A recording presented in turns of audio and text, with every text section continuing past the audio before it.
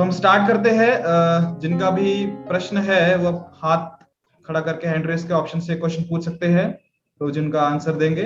और जब तक आप लोग में से कोई हैंड रेस करता है तब तक हमारे पास जो गूगल के माध्यम से भी काफी सारे क्वेश्चन आए हैं, गूगल फॉर्म के थ्रू हम वो स्टार्ट करते हैं। तो पहला प्रश्न यहाँ पे हम लेंगे श्री पद्म मंजरी माता जी का। तो माता जी का प्रश्न ये है, हम अपनी साधना में दृढ़ता कैसे लाएं?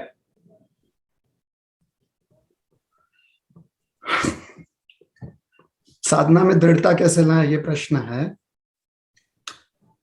तो अगर हम उस चीज का महत्व समझें, क्षमा कीजिएगा, अगर हम अपने लक्ष्य का महत्व समझ जाते हैं और ये भी जान जाते हैं कि वह हमारे लिए कितना आवश्यक है, उसको अगर हम अच्छे से प्रायोरिटाइज कर लें तो फिर जो मानवीय बुद्धि है वो यही संकेत देती है कि हम पूरी तरह से उसके प्रति दृढ़ निश्चयी हो जाए, पूरी तरह से हम डिटर्मिनेशन ले आए कि हम अपने लक्ष्य को प्राप्त कर सकते हैं। तो अपनी बुद्धि से जिस चीज को हम प्राप्त करना चाहते हैं, साधना द्वारा तो हम कुछ साध्य करना चाहते हैं ना, इसलिए साधना कर रहे हैं। तो जो चीज हम प्राप्त करना चाहते हैं उसके महात्म्य को, उसके इम्पोर्टेंस को हम समझें और हमारे लिए वह कितना आवश्यक है, कितना नीडेड है, वो जानना है। अगर हमारे लाइफ का वो सबसे फर्स्ट प्रायोरिटी हो जाए, सबसे जरूरी प्रायोरिटी हो जाए हमारे जीवन का, साथ ही साथ सभी के लिए, इंक्लूडिंग हम, हमारे सहित जितने भी लोग हैं, हम सभी के लिए वो बहुत ही आवश्यक हो, महत्वपूर्ण हो, निश्चित रूप से हम जो है दृढ़ निश्चय हो जाते हैं, हम डिटरमाइन करते हैं। हरे कृष्ण।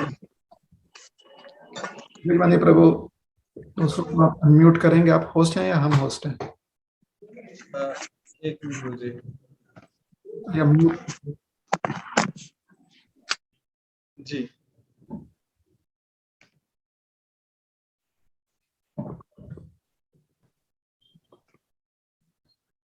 यस जी, ठीक है। जी।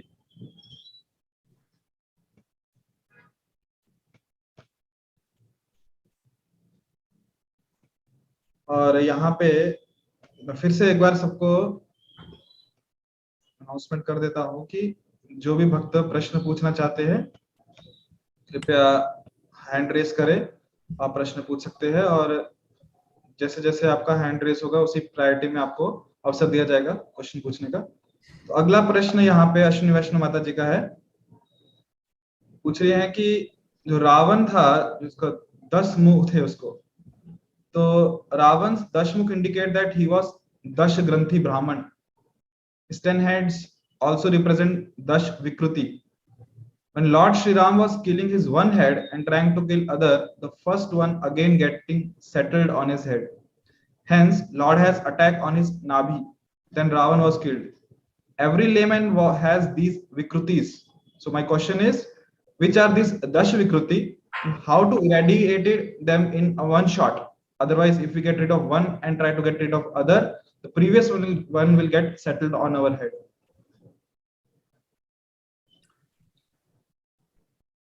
जो हमारे पौराणिक कथाएं होते हैं उसमें जब उस कथाओं के, या उसको आप इतिहास भी समझ सकते हैं कि पुराण ये अक्सर ऐतिहासिक जो भी घटनाएं होती हैं उनका वर्णन करते हैं।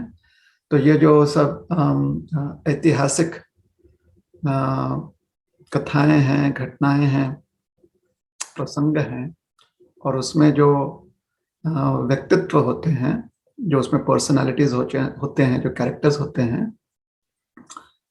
वो तो अपने इच्छानुसार कार्य करते ही हैं, और तत्पश्चात जो बुद्धिजीव होते हैं, जो इंटेलिजेंट, जो इंटेलिजेंसिया होती है समाज की, हर जनरेशन में, हर पीढ़ी में बुद्धिजीव होते हैं, वह उन प्रसंगों से बहुत सारी सीख प्राप्त करते हैं। अब रावण जी के तो 20 भुजाएं थी, 10 पेयर्स ऑफ हैंड्स, और 10 सर थे। तो सिर्फ 10 विकृतियां नहीं है, हम 20 विकृतियां भी मान सकते हैं। अब विकृतियां तो जितना आप जिस प्रकार से उसको एनालाइज करना चाहें वैसे हो जाएंगे, लेकिन मूल जो विकृति है वो है अज्ञान। अज्ञान से ही सब कुछ आता है। अज्ञान से वासनाएं उत्पन्न होती हैं, अज्ञान के कारण हम मोहित हो जाते हैं, अज्ञान के कारण हम गर्वित हो जाते हैं, अज्ञान के कारण हम द्वेषी हो जाते हैं। और इन सारे विकृतियों का आपस में भी संबंध होता है। जैसे अधिक अगर आसक्ति हो तो उससे व्यक्ति क्रोधित हो जाता है, क्रोधमय हो जाता है। और जब उसका क्रोध जो है असीमित रूप में प्रकट होता है तो उससे दूसरों के प्रति ईर्ष्या या दूसरों के प्रति उसकी हानिकारक प्रवृत्तियां जो हैं दिखाई देती हैं। तो गिनती करना चाहें तो रावण के हम 20 हाथों के अलग विकृतियां गिनती कर लेंगे। फिर और भी ऐतिहासिक ऐसे व्यक्तित्व हैं, जैसे कि सहस्त्रार्जुन हैं, उनके सहस्त्र अर्थात उनके 1000 भुजाएं थी, 500 पेयर्स ऑफ हैंड्स। तो अब उनकी भी अगर कोई चाहे तो 1000 विकृतियों का भी उल्लेख कर ले, ठीक है ना। ये सारी विकृतियां चाहे वो 2 हो, 4 हो, 6 हो, 10 हो, 20 हो, 50 हो, सही ज्ञान का प्रकाश जब हमारे जीवन में प्रकट होता है, ज्ञान प्रकाश, तो सारी विकृतियां जो हैं वो नष्ट हो जाती हैं। सर्वम ज्ञान प्लवेनैव वृजनम संतरिष्यसि।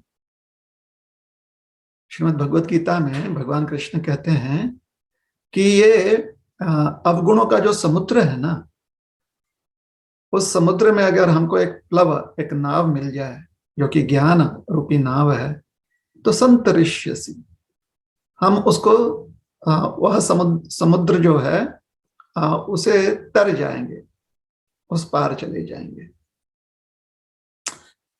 तो जिस प्रकार से मानवीय बुद्धि विश्लेषण करता है हमारे अवगुणों का, उतना ही समय अगर मानवीय बुद्धि लगा दे अपने ज्ञानमय स्वरूप को उजागर करने में, तो लाभ बहुत मिलेगा। तो रावण जी के कितने सर हैं, अगर उसके लिए पीएचडी करना है तो हम कर सकते हैं, और हर सर का प्रतीक क्या है, और बहुत सारे आचार्यों ने किया भी है। ऐसा नहीं है कि वो गलत है या सही है, आचार्यों ने किया है, पूर्व जो हमारे बुद्धिजीव हैं उन्होंने किया है, वर्तमान के बुद्धिजीवों ने किया है। तो निश्चित रूप से ऐसा विश्लेषण जो है उचित है, योग्य है। हर विशेषज्ञ का या हर बुद्धिजीव का निष्कर्ष यही निकला है कि इन विश्लेषणों का सार यही है, या इन विश्लेषणों का एक ही निष्कर्ष निकलता है, वह है दिव्य ज्ञान प्राप्त करना और अपने दिव्य जो चेतना है उसको पूर्णतया जागृत करना। तो दिव्य चेतना जागृत करने में अगर हम समय लगा लें तो वह हमारे लिए परम लाभशाली होगा। जब तक दिव्य चेतना जागृत करने की हमें भावना पूरी तरह से जागृत नहीं होती है, उठती नहीं है, या दिव्य चेतना अपने दिव्य स्वरूप को जागृत करने की इच्छा प्रबल नहीं होती है हमें, तब हम विश्लेषणों पर ध्यान दे सकते हैं कि ये काम है, क्रोध है, मोह है, मात्सर्य है, ईर्ष्या है, अहंकार है, या फिर तृष्णा है, या फिर मोह है, मूर्खता है, ये सारे विश्लेषण हम कर सकते हैं जब तक कि हमें दिव्य चेतना जागृत करने की अभिलाषा उठ नहीं जाती या प्रबल नहीं हो जाती। किंतु इन विश्लेषणों के द्वारा अगर हमारा मन और भ्रमित हो जाता है, क्योंकि अभी इतना हमने विश्लेषण कर लिया, इतना हमने हर चीज को जान लिया, तो और जानने के लिए कुछ है, अगर ऐसी हमारी वृत्ति हो जाती है तो फिर निष्कर्ष पर हम नहीं पहुंच पाएंगे, कंक्लूजन पर नहीं पहुंच पाएंगे हम।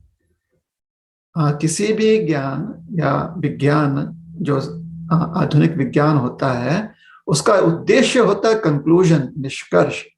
अंत तो गत्वा हम लाभ क्या चाहते हैं उससे। तो इन विश्लेषणों का लाभ यही है कि हम भगवान में अपना मन लगाएं। तो भगवान में मन लगाने के लिए अगर अपने अवगुणों को पहचानते हुए डरने की आवश्यकता है, या अवगुणों को पहचानते हुए उससे मुक्त होने की आवश्यकता है, तो विश्लेषण कर सकते हैं। और अगर विश्लेषण नहीं भी किया, सिर्फ यह बात पूरी तरह से स्वीकार लिए हम कि भगवत चेतना और अपनी दिव्य चेतना यह हमारे लिए अनमोल है, और उसी में मन लगा लिए, तो इन विश्लेषणों की आवश्यकता नहीं पड़ेगी। ठीक है। तो जैसा प्रश्न पूछा गया है कि 10 सर हैं, वो अलग अलग विकृतियों के प्रतीक हैं, और 10 हाथ नहीं, 10 जोड़ी हाथ हैं उनके। तो अगर एक एक जोड़ी को हम एक प्रतीक माने, या उनके 10 जोड़ियों को 20 हाथों के रूप में माने, तो 20 विकृतियों का भी विश्लेषण किया जा सकता है। और मुख्यतर जो है, जो 6 शत्रुओं का अक्सर वर्णन किया जाता है, उसके साथ फिर आप तृष्णा जोड़ सकते हैं, मूर्खता जोड़ सकते हैं, उसके साथ आप ईर्ष्या जोड़ सकते हैं, जो भी है उनके सपूत मान सकते हैं, उनसे उत्पन्न और अवगुण मान सकते हैं आप।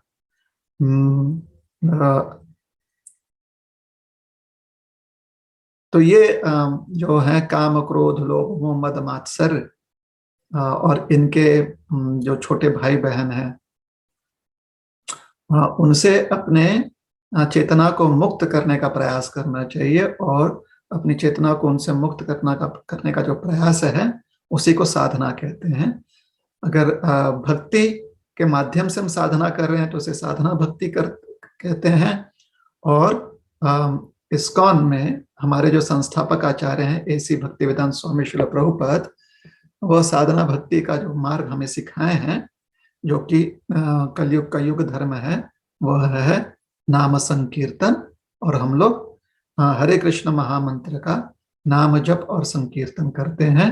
हरे कृष्ण कृष्ण कृष्ण हरे हरे, हरे राम राम राम हरे हरे। हरे कृष्ण। हरे कृष्ण। धन्यवाद प्रभु जी, हमें ज्ञान हासिल करने की आवश्यकता है। अगला प्रश्न यहाँ पे है,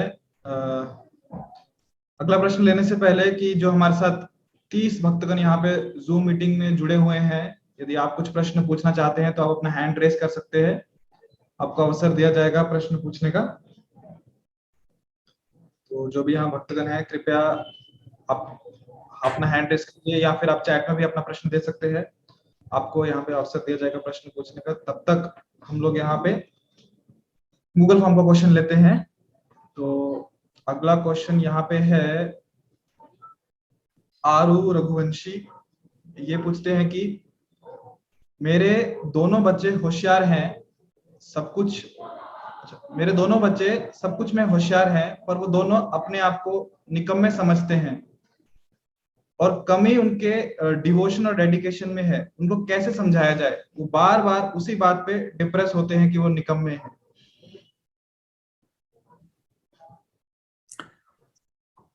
डिप्रेशन का मूलतः कारण यह होता है कि हम अपने आप को अपने लक्ष्य प्राप्ति करने में कमजोर समझते हैं, है ना। अभी देखिए, अगर बंजर जमीन है तो वहां पर बबूल का वृक्ष ही उगेगा ना। अगर वहां पर हम सोचें कि धान की खेती करें, मतलब चावल उगाएं, तो बंजर जमीन में चावल कहाँ से उगेगा? बंजर जमीन में तो बबूल उगेगा, या कैक्टस उगेगा। तो हर क्षेत्र की क्षमता अलग अलग होती है, उसमें जो विकसित होने वाले प्रजातियां होती हैं वो अलग अलग क्षमताएं रखती हैं, अलग अलग होती हैं।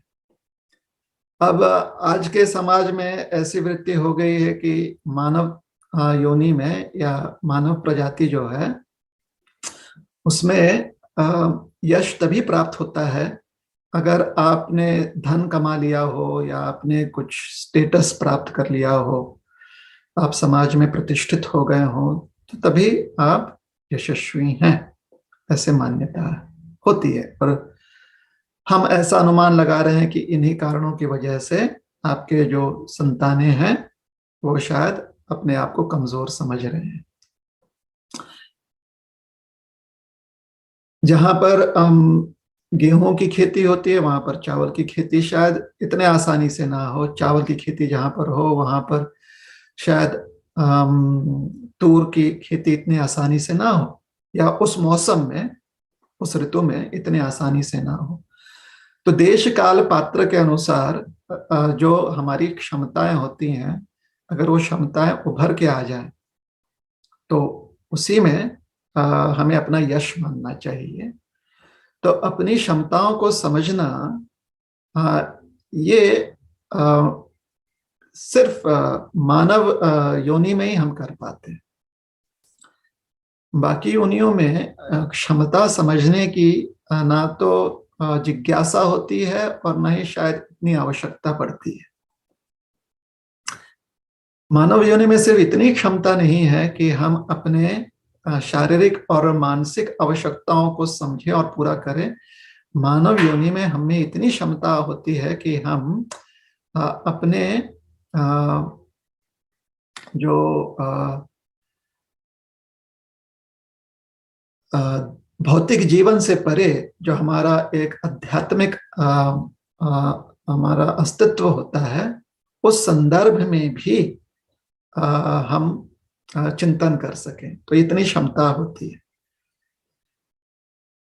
तो बचपन से अगर हम बच्चों को और अपने आप को भी बचपन से लेकर जब तक कि हमारा जीवन अवधि काल हो, संपूर्ण जो जीवन काल होता है हमारा, एंटायर लाइफ टाइम, अगर प्रतिदिन हम अपने इन क्षमताओं पर ध्यान दें तो फिर बाकी जो हमारे कार्य हैं वो भी सुचारू ढंग से हो जाते हैं। क्यों?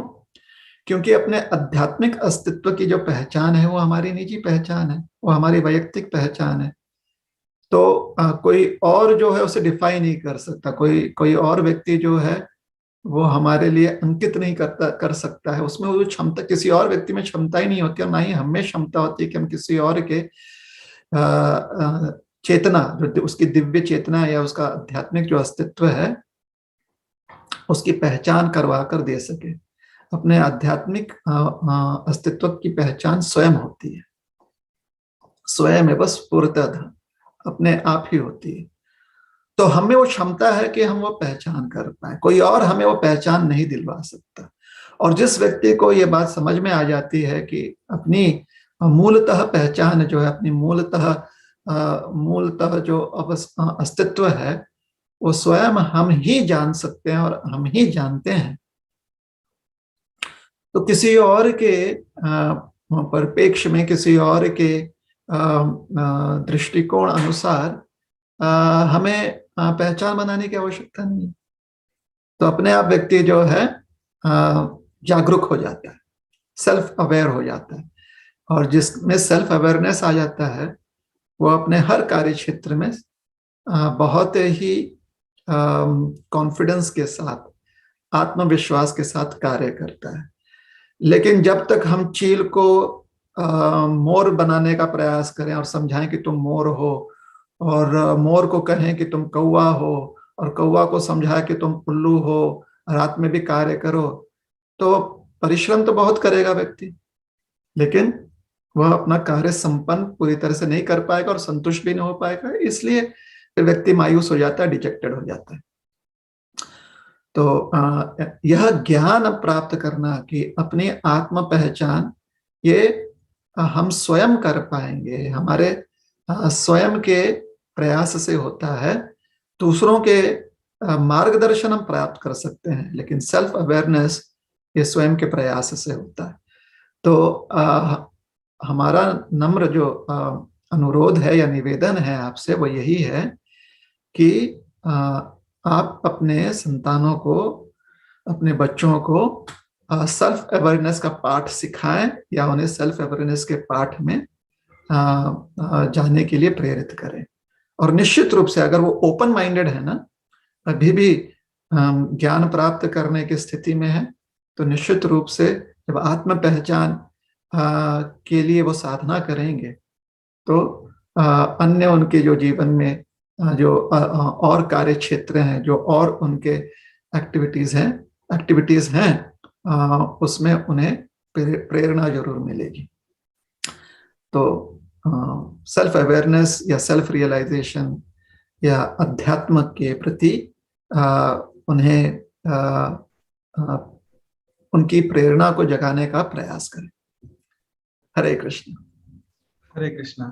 तो प्रभु जी, जैसा आपने बताया कि सेल्फ रियलाइजेशन की उनका रुचि किस में है, वो अवेयरनेस उनमें लाने का प्रयास किया जाए, तो वो एग्जैक्टली कैसे करेंगे प्रभु जी? क्योंकि एज ए पेरेंट, जैसे जिन्होंने क्वेश्चन पूछा है कि वो उनके बच्चे में वो कैसे लेके आएंगे? देखिए, सेल्फ अवेयरनेस, सेल्फ रियलाइजेशन, साक्षात्कार कहिए या अपनी पहचान कहिए, ये सब ज्ञान के संदर्भ में ही ये सारे शब्दों का प्रयोग किया जाता है, ज्ञान संदर्भ में।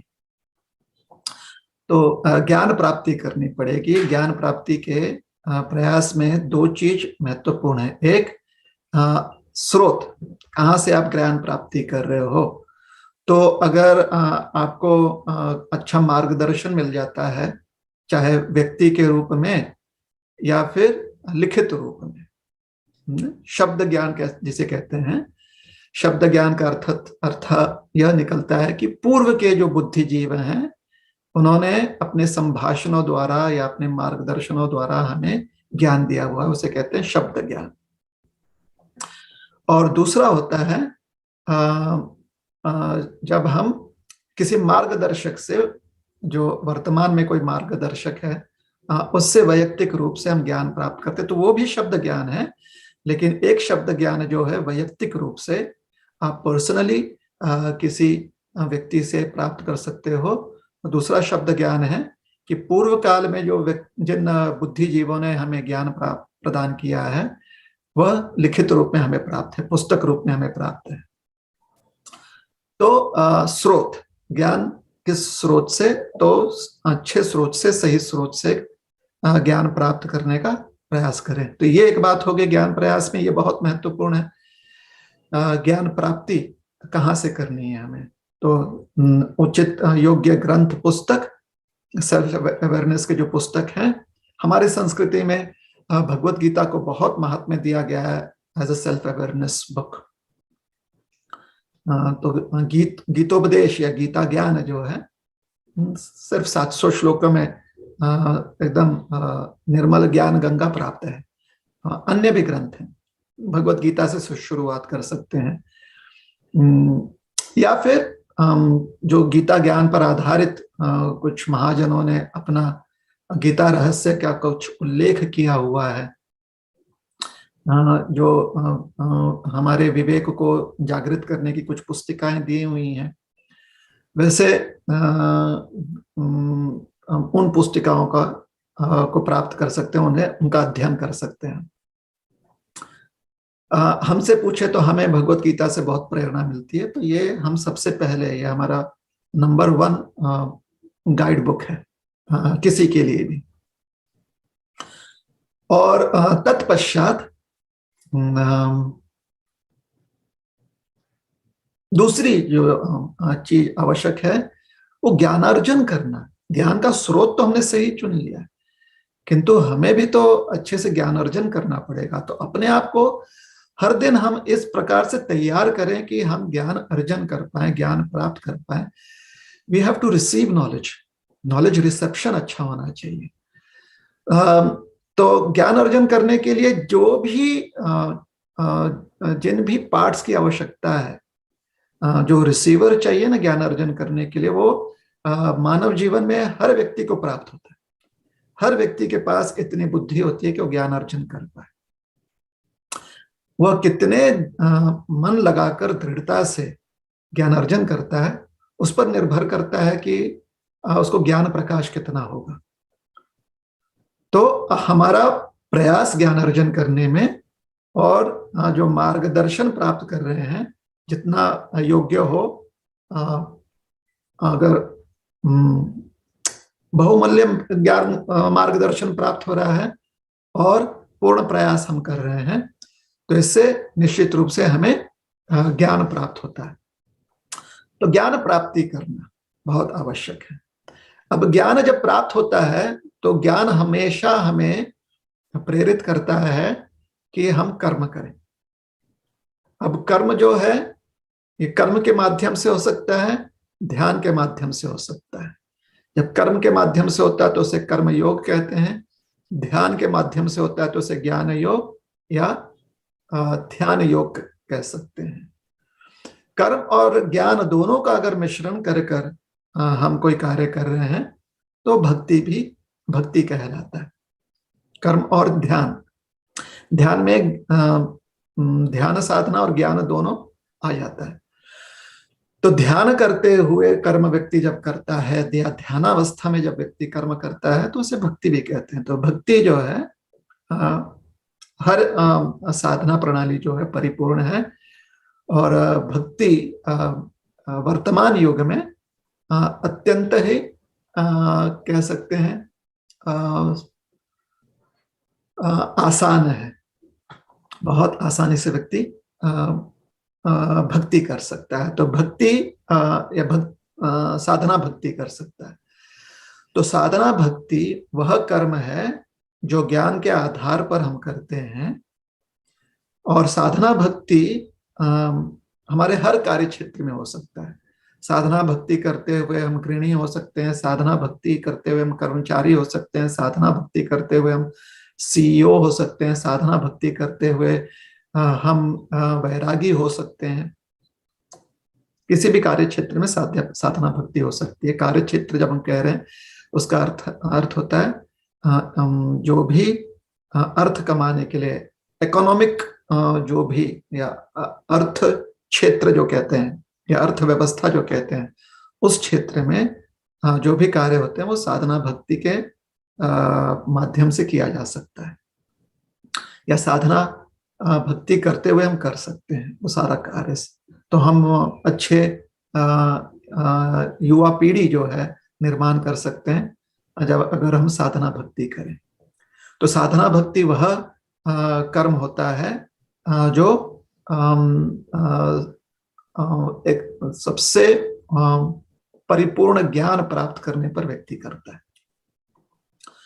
और ज्ञान प्राप्त करने के लिए हमें अपना प्रयास और योग्य स्रोत वो निर्धारित करना चाहिए।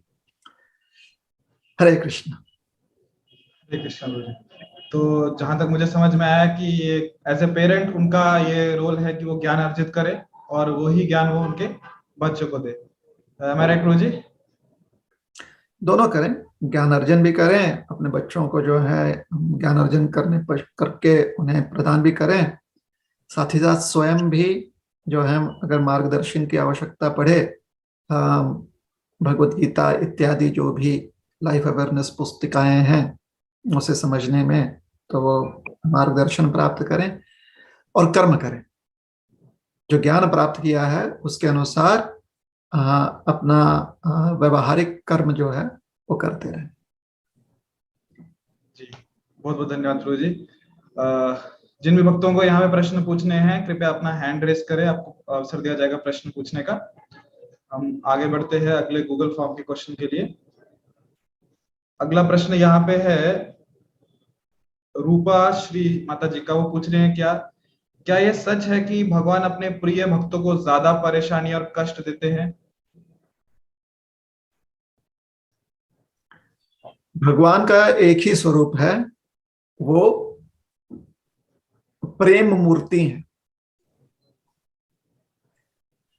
भगवान के शब्दकोश में कष्ट नाम की चीज नहीं होती है। हाँ, श्रम व्यक्ति कर सकता है, श्रम जो है भगवान के शब्दकोश में आता है। इन कष्ट जो आपने प्रश्न पूछा ना, जहां पर कष्ट शब्द का प्रयोग किया गया, वहां पर कष्ट का अर्थ यही निकलता है कि दुविधाएं, बहुत सारे आपको तकलीफें होती हैं, दुविधाएं होती हैं। तो जहां पर भी दुविधा है, जहां पर भी दो शब्द आता है, वो एक सत्य से अलग होता है। सत्य एक ही है ना, तो दो शब्द आ गए तो आप सत्य एक नहीं रहा, वह चीज दो, उसका उसे देखने का जो पर्सपेक्टिव है वो दो में विभाजित हो गया। जहां पर भी दो शब्द आ जाता है, दो या दो से अधिक, वहां पर भ्रम उत्पन्न होता है। तो भगवान के शब्दकोश में भ्रम शब्द है ही, क्योंकि भगवान पूरी तरह से सेल्फ अवेयर है। भगवान पूरी तरह से आत्म साक्षात्कारी स्वयं है। भगवान भगवान कभी भ्रमित नहीं होते, तभी तो उन्हें भगवान कहा जाता है। तो जब भगवान के शब्दकोश में ही, भगवान के डिक्शनरी में ही कष्ट या डिफिकल्टी शब्द नहीं है, तो वो अपने भक्तों को डिफिकल्टी या कष्ट क्यों देंगे? नहीं देते हैं भगवान। भगवान सिर्फ अपने भक्तों को प्रेम और प्रेम प्रकट करने का संधि प्रदान करते हैं। प्रेम शब्द है भगवान के शब्दकोश में, और प्रेम का ही एक स्वरूप होता है दया या कृपा। तो भगवान के का स्वरूप है दयामयी, कृपामयी। दया सिंधु कहते हैं भगवान को, कृपा सिंधु कहते हैं भगवान को, प्रेम सिंधु कहा गया भगवान को। लेकिन कहीं पर भी कष्ट सिंधु नहीं कहा गया भगवान को, या कष्ट सरोवर भी नहीं कहा गया है, या कष्ट बिंदु भी नहीं कहा गया। भगवान को संबोधन करने के लिए प्रेम सिंधु शब्द का प्रयोग किया गया है। तो कभी भी ऐसा विचार नहीं करना चाहिए कि भगवान किसी को भी अनावश्यक कष्ट प्रदान करते हैं। अब आप जो प्रश्न पूछ रहा है व्यक्ति, तो शायद इस ओर संकेत कर रहा है कि इस भौतिक जगत में जो भगवान की भक्ति करता है, तो ऐसा प्रतीत होता है कि भौतिक कष्ट उसके जीवन में आते हैं, और कभी कभी ऐसा प्रतीत होता है कि उसके जीवन में भौतिक कष्ट अधिक रूप से आते हैं। यह संभावना है, और ये संभावना इसलिए है क्योंकि इस भौतिक जगत में दुविधाएं जो है वो दिखाई पड़ती है। ये भौतिक जगत जो है, यहां पर भ्रम की संभावना होती है। इसलिए यहां पर जितने भी हमको शिक्षाएं दी जाती हैं आध्यात्मिक दृष्टिकोण से, any spiritual instructions that we receive इस जगत में, वो हमेशा हमें इस जगत से मुक्त होने की बात कहते हैं। क्योंकि जब व्यक्ति जगत से मुक्त होता है, तो ऐसे मुक्त अवस्था में वो भ्रम रहित हो जाता है, या भ्रम से भी मुक्त हो जाता है, या दुविधाओं से मुक्त हो जाता है, डुअलिटी से मुक्त हो जाता है, द्वंद्व से मुक्त हो जाता है। तो इसलिए कहा जाता है कि हमें मुक्ति की अभिलाषा करनी चाहिए। और जो भगवान की भक्ति करते हुए अपने आप को पूरी तरह से भगवान के भक्ति में मग्न कर लेता है, उसे इस संसार से अंततोगत्वा मुक्ति प्राप्ति हो जाती है। ठीक है, तो यहां पर इस संसार में मुक्ति की परिभाषा की गई है इस भौतिक जगत में। अर्थात इस जगत में व्यक्ति बद्ध अवस्था में रह सकता है। इसलिए जब तक हम इस संसार से मुक्त नहीं हो सकते, बंधन का कारण हो सकता है। बंधन का स्वरूप क्या होता है? कष्ट या दुख, यह बंधन का स्वरूप होता है। जब हम किसी चीज से बंध जाते हैं, जैसे हम क्रोध से बंध जाते हैं, या ईर्ष्या से बंध जाते हैं, या मोह से बंध जाते हैं, मतलब मोह हमें पकड़ लेता है, ईर्ष्या पकड़ लेता है, बंधन आ गया ना हम पर, तो फिर हमें पीड़ा होती है। या फिर अगर हम हर्ष से बंध जाते हैं या सुख से बंध जाते हैं, तो उस बंधन में भी हमें वह बंधन, क्योंकि सुख ये दुख के अभाव में है, या त्रासदी जो त्रास है, जो तकलीफ है, उसके अभाव में हम थोड़ा बहुत कह सकते हैं कि रिलीफ हम की भावना हम उसकी अनुभूति करते हैं। यह भी बंधन का कारण है। क्यों? क्योंकि मुक्ति की ओर व्यक्ति नहीं जा रहा है। संसार में ही रहकर जो थोड़ी बहुत सुख की अनुभूति प्राप्त होती है, या राहत जिसे कहते हैं, या थोड़ा बहुत व्यक्ति दुख रहित हो जाता है, तो उसकी वजह से व्यक्ति ऐसा विश्वास उसके मन में आ जाता है कि जीवन ठीक चल रहा है, इसलिए मृत्यु और पुनर्जीवन के प्रति वो ध्यान नहीं दे पाता। तो द्वंद्व से मुक्त होने का प्रयास करना, यह मानव जीवन का परम लक्ष्य होना चाहिए, और हो सके तो एकमात्र लक्ष्य होना चाहिए। हो सके तो एकमात्र होना चाहिए, नहीं तो परम लक्ष्य होना चाहिए। टॉप मोस्ट प्रायोरिटी और only priority is self realisation. अगर ओनली प्रायोरिटी नहीं हो सकता है तो टॉप मोस्ट कर लीजिए, नंबर 1 प्रायोरिटी बना लीजिए, बाकी चीजों को आप उसके अधीन रखिए। बाकी जितने आपके प्रायोरिटीज हैं उनको आप सेकंड, थर्ड ऐसे आप स्थान दीजिए। ठीक है? तो इस संसार में जब तक व्यक्ति है, दुख के बंधन की संभावनाएं होंगी ही, चाहे आप भगवान की भक्ति करो या ना करो। किंतु भगवान की भक्ति अगर आप कर रहे हैं, अगर आप भगवान के भक्त हैं, क्योंकि आप भगवान की भक्ति कर रहे हैं, तो भक्ति करते हुए मुक्ति की संभावनाएं बढ़ जाती हैं। मुक्ति अर्थात मृत्यु उपरांत पुनर्जन्म ना प्राप्त करना, इस संसार से मुक्त हो जाना। जब हम इस संसार से पूरी तरह से मुक्त हो जाएंगे, तब कभी भी बंधन नहीं होगा हमें, और जहां पर बंधन नहीं है वहां पर किसी प्रकार के भौतिक कष्ट नहीं होता। इसलिए सबसे यही निवेदन है कि आप भक्तिमय जीवन में या भक्ति करने में जो भी कष्ट है, शारीरिक या मानसिक, आप सहिष्णु हो जाइए। भगवान भी गीता में यही कहते हैं, मात्र स्पर्शास्तु कौन्तेय शीतोष्ण सुख दुखता आगमा पाइनो नित्यस्ताम तितिक्षस्व भारत। अर्जुन से यही कह रहे हैं कि हे अर्जुन, तितिक्षु बनो, सहिष्णु बनो। क्यों? क्योंकि जब तक संसार में हो तब तक यह श्रृंखला चलता रहेगा, सुख के बाद दुख, दुख के बाद सुख, ये चक्र चलते रहेगा। तो कष्ट करते रहो।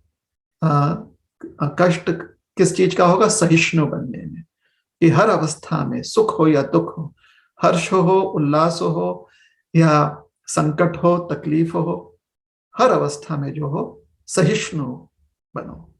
जिस दिन भक्ति करते हुए व्यक्ति यह प्रयास त्याग देता है कि वो सुखी हो जाए, सिर्फ वो सेवा करना चाहता है, तो अपने आप उसमें सहिष्णुता आ जाती है।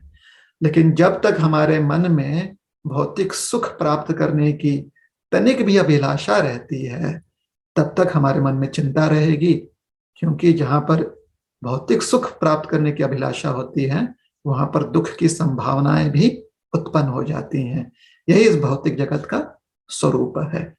इसलिए सहिष्णु बनना चाहिए जब तक हम इस संसार में हैं, और भगवान की भक्ति करते हुए हमें यह अपेक्षा नहीं करनी चाहिए कि हमारे जीवन में कष्ट कम हो जाए या कष्ट ज्यादा हो जाए। दोनों अपेक्षाओं को त्याग देना चाहिए। हमें सिर्फ कष्ट करना चाहिए। कष्ट मतलब मेहनत करनी चाहिए। कौन सी मेहनत करनी चाहिए? भक्ति के साधना के जितने भी अंग हैं, उसके प्रति हमें कष्ट करना चाहिए। हरे कृष्ण।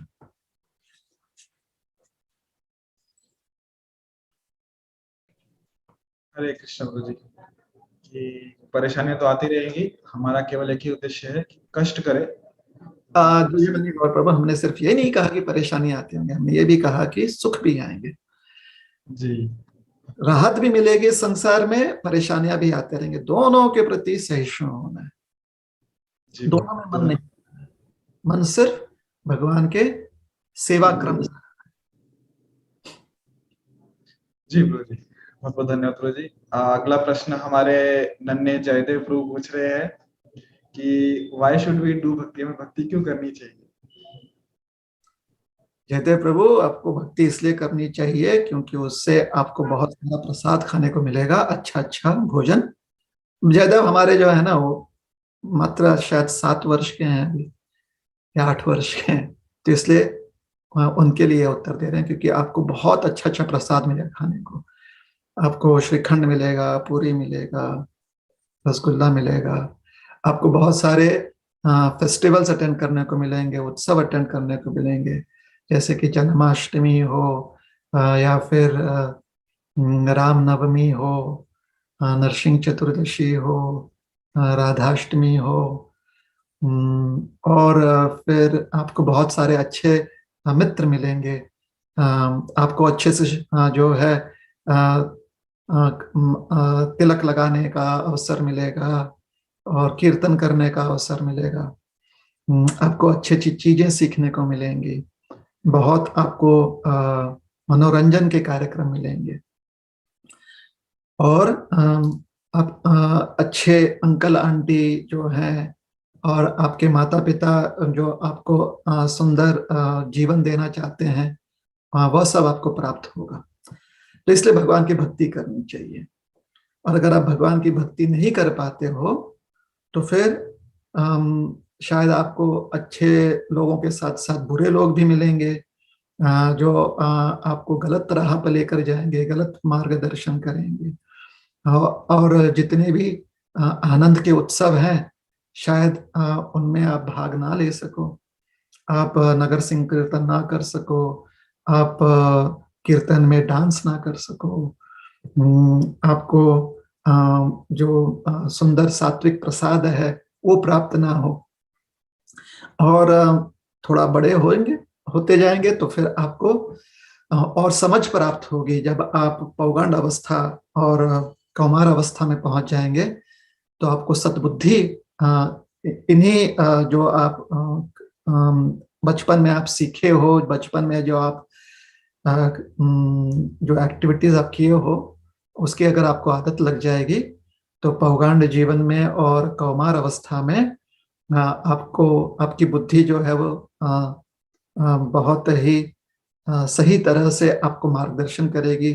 सतबुद्धि के मार्गदर्शन में आप एक बहुत अच्छे प्रामाणिक युवा बन जाओगे, और एक प्रामाणिक युवा पीढ़ी के आप हमारे भारत देश के अच्छे नागरिक बन जाओगे। और आप दूसरों को बहुत आप दूसरों के हितैषी बन जाओगे, दूसरों की आप मदद करोगे। सामाजिक सेवाओं में आपका मन लगेगा, जैसे कि आप पर्यावरण के लिए अच्छे कार्य करोगे, पर्यावरण संरक्षण के लिए अच्छे कार्य करोगे। समाज में जो भी पीड़ित वंश है, आप उनके लिए सेवा करोगे। और समाज की जो व्यवस्थाएं जो अच्छे समाज को बनाए रखते हैं, उन व्यवस्थाओं में आप अपना योगदान दोगे। आगे चलकर आप अच्छे आईएएस ऑफिसर बन जाओगे, शायद ब्यूरोक्रेसी में जा सकते हो, या आगे चलकर आप अच्छे जो है व्यवसाय कर सकते हो, अच्छे व्यवसायिक हो सकते हो। कॉरपोरेट सेक्टर में आप बहुत प्रामाणिक काम कर सकते हो। तो ये सारे लाभ आपको प्राप्त होंगे अगर आप भक्ति करते हो, क्योंकि भक्ति में आपको आनंद भी प्राप्त होता है। भक्ति के जो कार्य होते हैं उसमें आनंद भी प्राप्त होता है, और आपका कैरेक्टर बिल्डिंग होता है। पर्सनालिटी आपका बहुत सुंदर बनाने का प्रयास किया जाता है। ठीक है, उम्मीद है जयदेव को ये उत्तर पसंद आया होगा काफी, और उसे समझ भी आया होगा। जयदेव अगर है तो अपना अभिप्राय हमें चैट में दे सकते हैं, या अगर वो चाहते हैं कि डायरेक्टली बोलना, तो माइक हैंड रेज कर सकते हैं, उनका माइक ऑन किया जाएगा। और जो भी भक्त प्रश्न पूछना चाहते हैं, कृपया अपना हैंड रेज कीजिए। जयदेव थैंक यू बोल रहा है।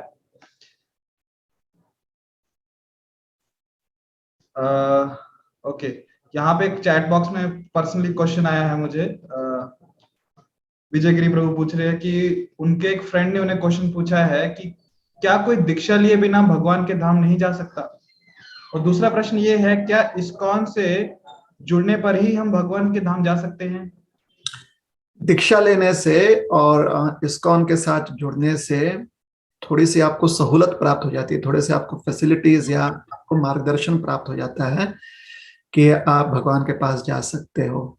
किंतु अगर आप में इतनी क्षमता है कि आप स्वयं से वो प्रयास करना चाहते हो तो निश्चित रूप से आप प्रयास कर सकते हो। भगवान के पास जाने के लिए आपको किसी चीज से जुड़ने की आवश्यकता नहीं है, सिर्फ आपको एक चीज से जुड़ने की आवश्यकता है, वो है भगवान से। उसी प्रकार से इस्कॉन के साथ जुड़ने से या दीक्षा लेने से भी वही कार्य करते हैं आप, कि आप भगवान के साथ जुड़ते हैं। जिस प्रकार से स्कूल में एडमिशन लेने से व्यक्ति को थोड़ी बहुत सुविधा प्राप्त होती है कि अच्छे से ज्ञान अर्जन कर सके, क्योंकि स्कूल में कम से कम एक इंस्टीट्यूशन है, एक ऐसी संस्था है जहां पर आपको सिखाने वाले जो हैं शिक्षक मिल जाएंगे जो आपको सही अच्छे से मार्गदर्शन कर सके। उसी प्रकार से दीक्षा ग्रहण करने से हमें अच्छे मार्गदर्शक मिल जाते हैं जो हमें हमारे मार्ग का दर्शन करवा सके, दिशा दर्शन करवा सके। इसे दीक्षा, दीक्षा शब्द का अर्थ ही होता है कि हमें दिशा प्राप्त होती है, हमें विजन प्राप्त होता है, या हमें जो है मार्ग दिखता है, दर्शन होता है अपने मार्ग का, कि किस मार्ग पर हमें अग्रसर होना है, what is a path that we have to walk on. उसका हमें दीक्षा प्राप्त करने से हमें वह सुविधा प्राप्त होती है। उसी प्रकार से इस्कॉन से जुड़ने से हमें वही सुविधा प्राप्त हो रही है। और इस्कॉन जैसे अन्य भी संस्थाएं हैं, किंतु क्योंकि खाली आपने इस्कॉन के संदर्भ में और दीक्षा के संदर्भ में प्रश्न पूछा है, तो उत्तर यह है कि इस्कॉन से जुड़ने से और दीक्षा प्राप्त करने से बहुत ज्यादा सुविधाएं प्राप्त होती हैं। जिस प्रकार से किसी अच्छे स्कूल में या किसी अच्छे क्या कहें आप, मल्टीनेशनल कंपनी में जुड़ने से आपको प्रगति करने का आपको प्रगति करने के साधन और मिल जाते हैं, सुविधाएं और मिल जाती हैं। किंतु अगर आपको लगता है कि नहीं, आप खुद का ही कंपनी पहले एस्टेब्लिश करो और फिर आप उसमें स्वयं प्रगति करना चाहते हो, या आपको अगर लगता है कि आप अपनी पाठशाला खुद स्थापित करो और अपनी पाठशाला में आप जो है ज्ञान अर्जन करो, तो आप कर सकते हो, कोई रुकावट नहीं है, बिल्कुल हो सकता है, क्यों नहीं हो सकता है, एक्सेप्शन हमेशा होते हैं। उतनी क्षमता अगर आपको लग रहा है आप में है तो आप प्रयास कीजिए और आप अपने प्रयास में सफल भी हो सकते हैं।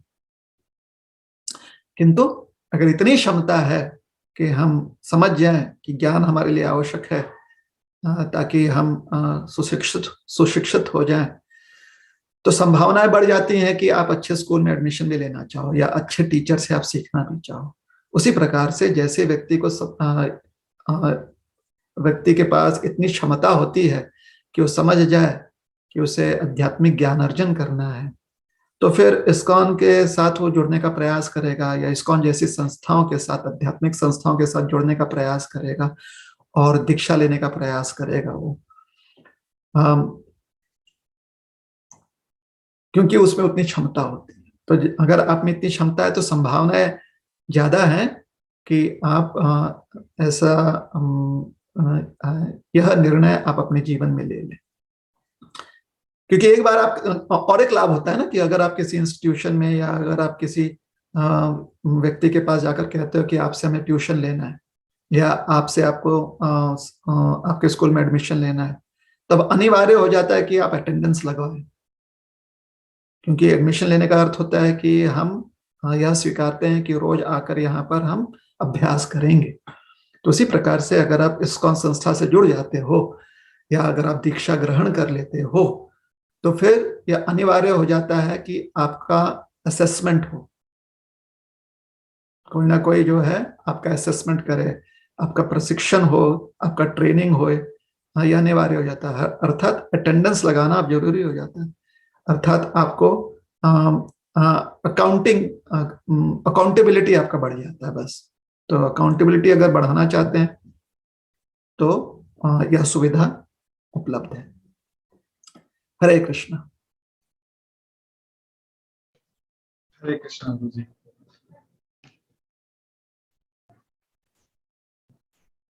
Yes,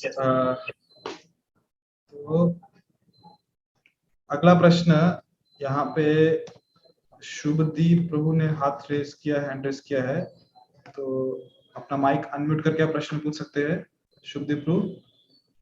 Hare Krishna Prabhu ji. Hare Krishna.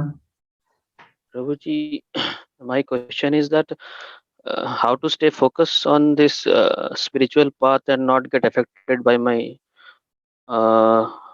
material friends, and because I'm an youth and I'm actually get always influenced by them. So how to stay focused on this path is my question. युवा पीढ़ी और युवावस्था में अक्सर ऐसे समस्याएं, ऐसे प्रसंग, ऐसी संभावनाएं होती हैं कि जहां पर जो हमारी संगति है उसके अनुसार हम प्रेरणा प्राप्त करते हैं। प्रश्न अंग्रेजी में पूछा गया है, तो पहले हम प्रश्न का उत्तर अंग्रेजी में देंगे, उसके बाद उसी का अनुवाद हिंदी में भी करते हैं। So as a youth we find ourselves being inspired by the kind of community that we subscribe to, the kind of people that we associate with. So if we take care of 4 essential limbs of our life activities, then the possibility that we can be focused increases. And this applies to any goal that one may have in life, especially if one has a spiritual goal in life. Then this is very, very helpful. Having these 4 limbs, or having these 4 kind of 4 types of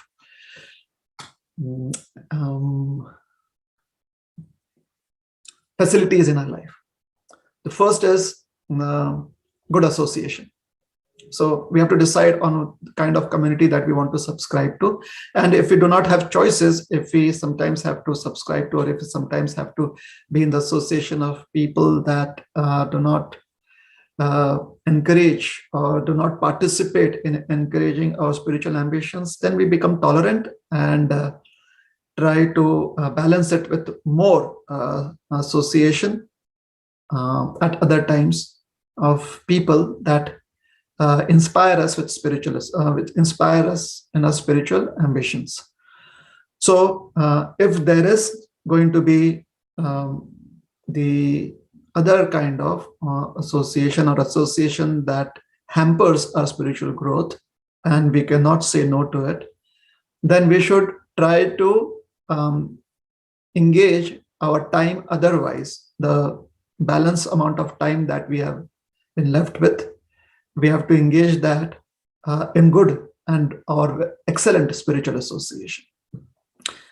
So the first thing is make good choices, and if we are if we have to be in association that is not helpful, then we be tolerant in that association, and we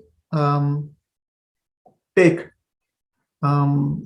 very good association at other moments in our life.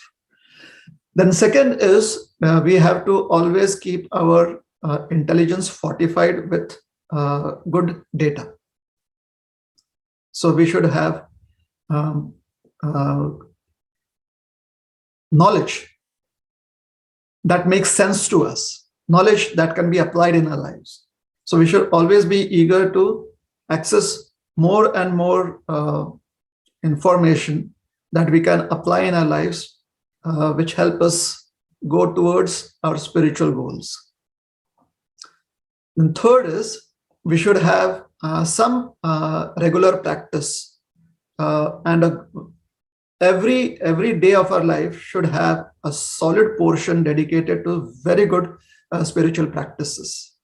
because these spiritual practices inoculate us towards the association which hampers our spiritual ambition. So they are like a vaccine or inoculation. They increase our immunity to ward off, to keep away bad influences, and help us to be tolerant when there are negative influences. So that is a third limb, to have solid spiritual practices that strengthen our mind and intelligence. And the fourth thing is to have a very healthy diet. Our body sustains on the nutrition that we sustains on the energy that we get from good nutrition. So having a healthy diet is very, very important. So the body physically should be healthy. Mind and intelligence has to be strong and healthy. That helps us to sustain the negative influences and also gives us inspiration to keep good association. And all of this, keeping our diet healthy and good spiritual practices, all of these need motivation, and the motivation comes from receiving good knowledge. Remember these four aspects as the ABCD of your life. A stands for association, B stands for books, C is for chanting or spiritual practices, and D is diet. So if you take care of these ABCD of your life, then anybody can dance in spiritual life. Is that helpful? So then I'll try to give the answer in Hindi right now. Does that help you, Shubhadeep?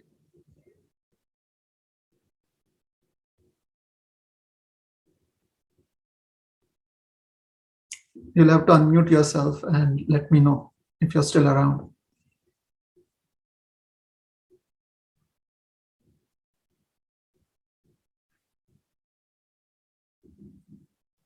Hare Krishna.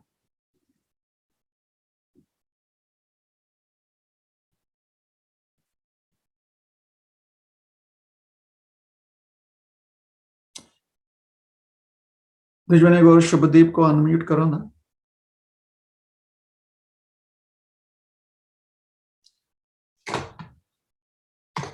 Okay, Dujmani, just a minute. Sorry. I think Dujmani Gaur has lost connectivity.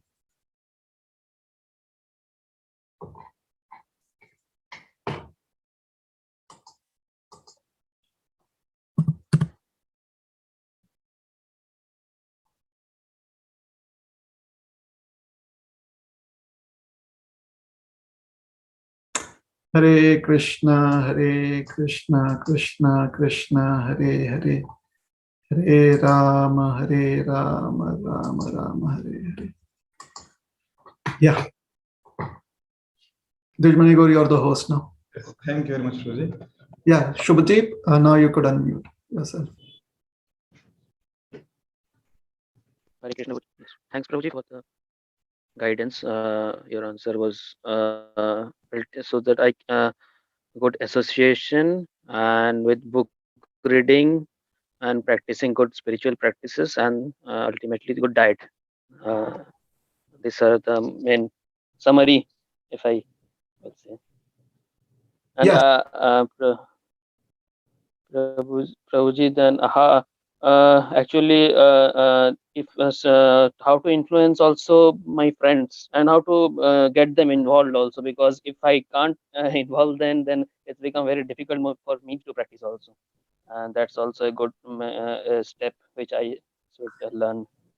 How to influence friends so that it becomes easy for me also to practice spiritual life, or it becomes easy for me to keep on my spiritual practices. Very good question. The answer is simple. Try to, it would be best if you can have friends that are that have similar inclinations. Let me give you a simple example. If you want to finish your engineering studies, then it is good to have friends from commerce background and from the law background or even from the medical background. However, the best circle would be friends from the medical background, from the engineering background, because you are trying to do your best in engineering. So choose your friends according to what your goal in life is. And if you already have some friends, then it would be nice. And if they are not according to the life goal choices that you make, then you can always keep those friends. Try to also increase your friend circle by including friends that have similar life goal choices. And that is what I think everybody in this world does. They try to make more friends with people that have similar life goals. So the best thing would be to have friends who are also spiritually inclined. So it's time to start making new friends if you don't have such friends. Now, when you have a good number of friends who are similarly inclined, then it is easy to introduce your other friends to this group of friends too. So now you're not alone. And anyone likes to keep good company. And now, since you have many other friends who are also spiritual practitioners, and all of them are very fun-loving and highly intelligent and motivated people, and they're also very good at heart, your other friends would also want to be a part of that group, and many of them would become inclined. So rather than fight the battle alone, why not recruit a few other people who can be your good friends too? Is that all right?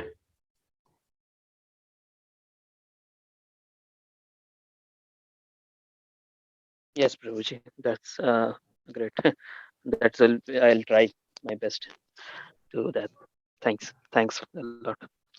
You're welcome. All the best. तो अब हम दोनों प्रश्नों का उत्तर हिंदी में दे दें। द्विजमणि गौर प्रभु, आप क्या कहते हो कि? यस प्रभु जी।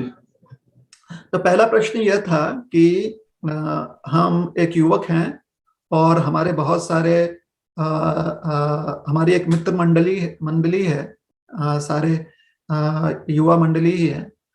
तो वो सब जो है इतना अध्यात्म की ओर हमारी तरह रुचि नहीं रखते हैं, तो उनके साथ रहते हुए समस्या होती है क्योंकि वह हमारी बात नहीं समझ पाते हैं। तो अपने आप को फोकस कैसे रखें, अपने आप को हम अपने आध्यात्मिक जो भी साधना है या जो भी हमारे आध्यात्मिक प्रैक्टिसेस हैं, उसमें हम अपने आप को दृढ़ निश्चय कैसे रखें, फोकस कैसे रखें?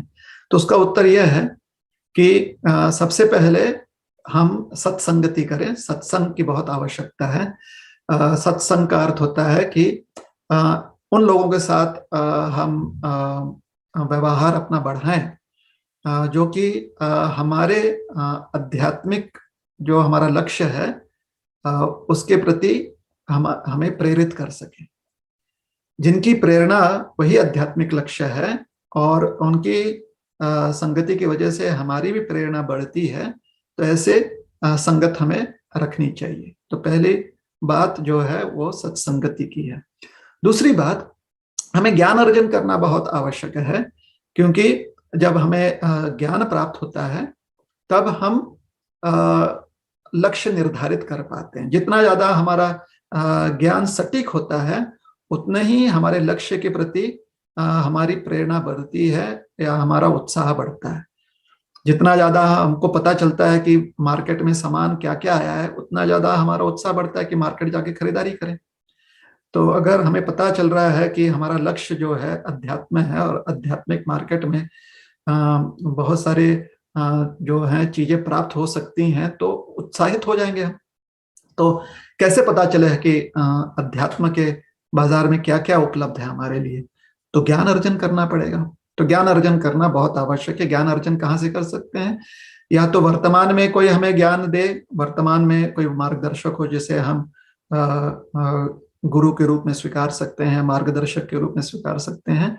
और उनके साथ साथ हमें पूर्व जो ज्ञानी पुरुष हो चुके हैं उनके भी मार्गदर्शन प्राप्त होते हैं पुस्तक के रूप में, ग्रंथों के रूप में। तो ज्ञान अर्जन करना ये दूसरी कड़ी है या दूसरी चीज है जिस पर हमें ध्यान देना चाहिए। तो पहला हो गया सत्संगति, दूसरा हो गया ज्ञान अर्जन करना। तीसरी चीज है आध्यात्मिक साधना करनी। जैसे इस्कॉन में हम लोग हरे कृष्ण महामंत्र का नाम जप करते हैं, क्योंकि आध्यात्मिक साधना करने से हमारे मन और बुद्धि जो है वो सुदृढ़ हो जाती है। मन और बुद्धि जो है उसमें प्रतिरोधक शक्तियां बढ़ जाती हैं, जिससे कि जो अनावश्यक आदतें हैं उससे हम बच सकते हैं। जो अनावश्यक हम पर प्रभाव पड़ता है उससे हम बच सकते हैं, क्योंकि हम में प्रतिरोधक शक्तियां बढ़ जाती हैं, हमारी इम्यूनिटी बढ़ जाती है। तो ये एक वैक्सीन की तरह होती है। साधना जो है हमारी वो वैक्सीन की तरह होती है, हमारे मन और बुद्धि को जो है स्वस्थ बनाए रखती है। और चौथी चीज जो है, तो तीन चीज हो गया अभी, सत्संगति, ज्ञानार्जन और साधना। और चौथी चीज है शुद्ध आहार ग्रहण करना, जिसको हम सात्विक आहार कहते हैं। और विशेष करके कृष्ण भावना में हम कहते हैं कि वो प्रसाद होना चाहिए, क्योंकि प्रसाद ये अति शुद्ध सात्विक आहार है। तो शुद्ध आहार ग्रहण करना इसलिए आवश्यक है क्योंकि हमारा जो भौतिक शरीर है उसे आहार से ही ऊर्जा प्राप्त होती है। तो अगर आहार जो है ऐसा हो जिससे कि हमारा शरीर स्वस्थ रहे, सात्विक आहार वही होता है जिससे कि शरीर स्वस्थ रहता है। तो अच्छा स्वास्थ्य प्राप्त हो इसलिए अच्छा आहार ग्रहण करना चाहिए। तो चौथी चीज है शुद्ध आहार ग्रहण करना। और जैसा हमने कहा कि भगवत प्रसाद जो है वो अति शुद्ध सात्विक आहार होता है। तो इन चार चीजों को करने से किसी भी प्रकार से हम पर दबाव पड़े तो उसमें हमारी प्रतिरोधक शक्ति बनी रहती है, हम सहिष्णु रहते हैं। और बाकी समय पर जब प्रभाव जो है गलत प्रभाव कमजोर होता है या नहीं होता है, उस समय में हम जो है अपने आध्यात्मिक लक्ष्य के प्रति अग्रसर हो सकते हैं, बढ़ सकते हैं। तो ये हो गया पहला प्रश्न का उत्तर। ठीक है द्विजमणि गौर प्रभु, पहले प्रश्न का उत्तर। यस प्रभु जी।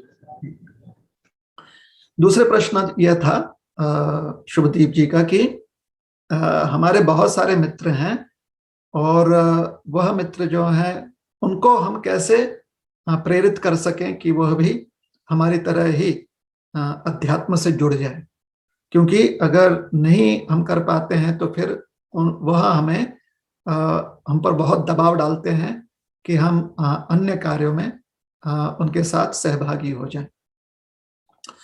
तो उत्तर यह है कि अगर हमारी मित्र मंडली ऐसी है कि अध्यात्म की ओर उतनी रुचि नहीं है जितनी कि हमारी है, या नहीं है उनकी रुचि बिल्कुल, और हमारी रुचि है, तो हमें उनके साथ अकेले अगर उन्हें हम प्रभावित करने का प्रयास करेंगे, अकेले या युद्ध करेंगे, तो बहुत ज्यादा थकान हो सकती है। तो उससे अच्छा तरीका है कि हम अपने मित्र मंडली बढ़ा लें और मित्र बनाए हम। और अब हम जो मित्र बनाते हैं वह सब ऐसे मित्र होने चाहिए जिनको अध्यात्म में रुचि हो, हमारे तरह ही वो अध्यात्म में रुचि रखें। अर्थात अगर हम भक्ति कर रहे हैं तो हमें ऐसे मित्र बनाने चाहिए अब जो भक्ति में रुचि रखते हैं। तो जब अगर हमारी ऐसे भी मित्रता हो जाएगी, ऐसे भी मित्र होंगे, तो जो हमारे पूर्व के मित्र थे वो देखेंगे कि अब इतने सारे और लोग हैं जो उनकी तरह युवा हैं और वो भक्ति कर रहे हैं। ये सारे जो हैं वो निस्वार्थी लोग हैं, सेवा में उनका मन है, साथ ही साथ वह अपने व्यवसाय में, अपने भौतिक जीवन में भी सुचारू रूप से कार्यरत हैं, बहुत अच्छे से वो अपना काम कर रहे हैं। और अपने जो संबंध हैं, घर के संबंध या समाज के संबंध, वो भी अच्छे से बनाए हुए हैं। तो उनको देखकर जो हमारे पूर्व के मित्र थे, निश्चित रूप से उन पर प्रभाव पड़ेगा, है ना। तो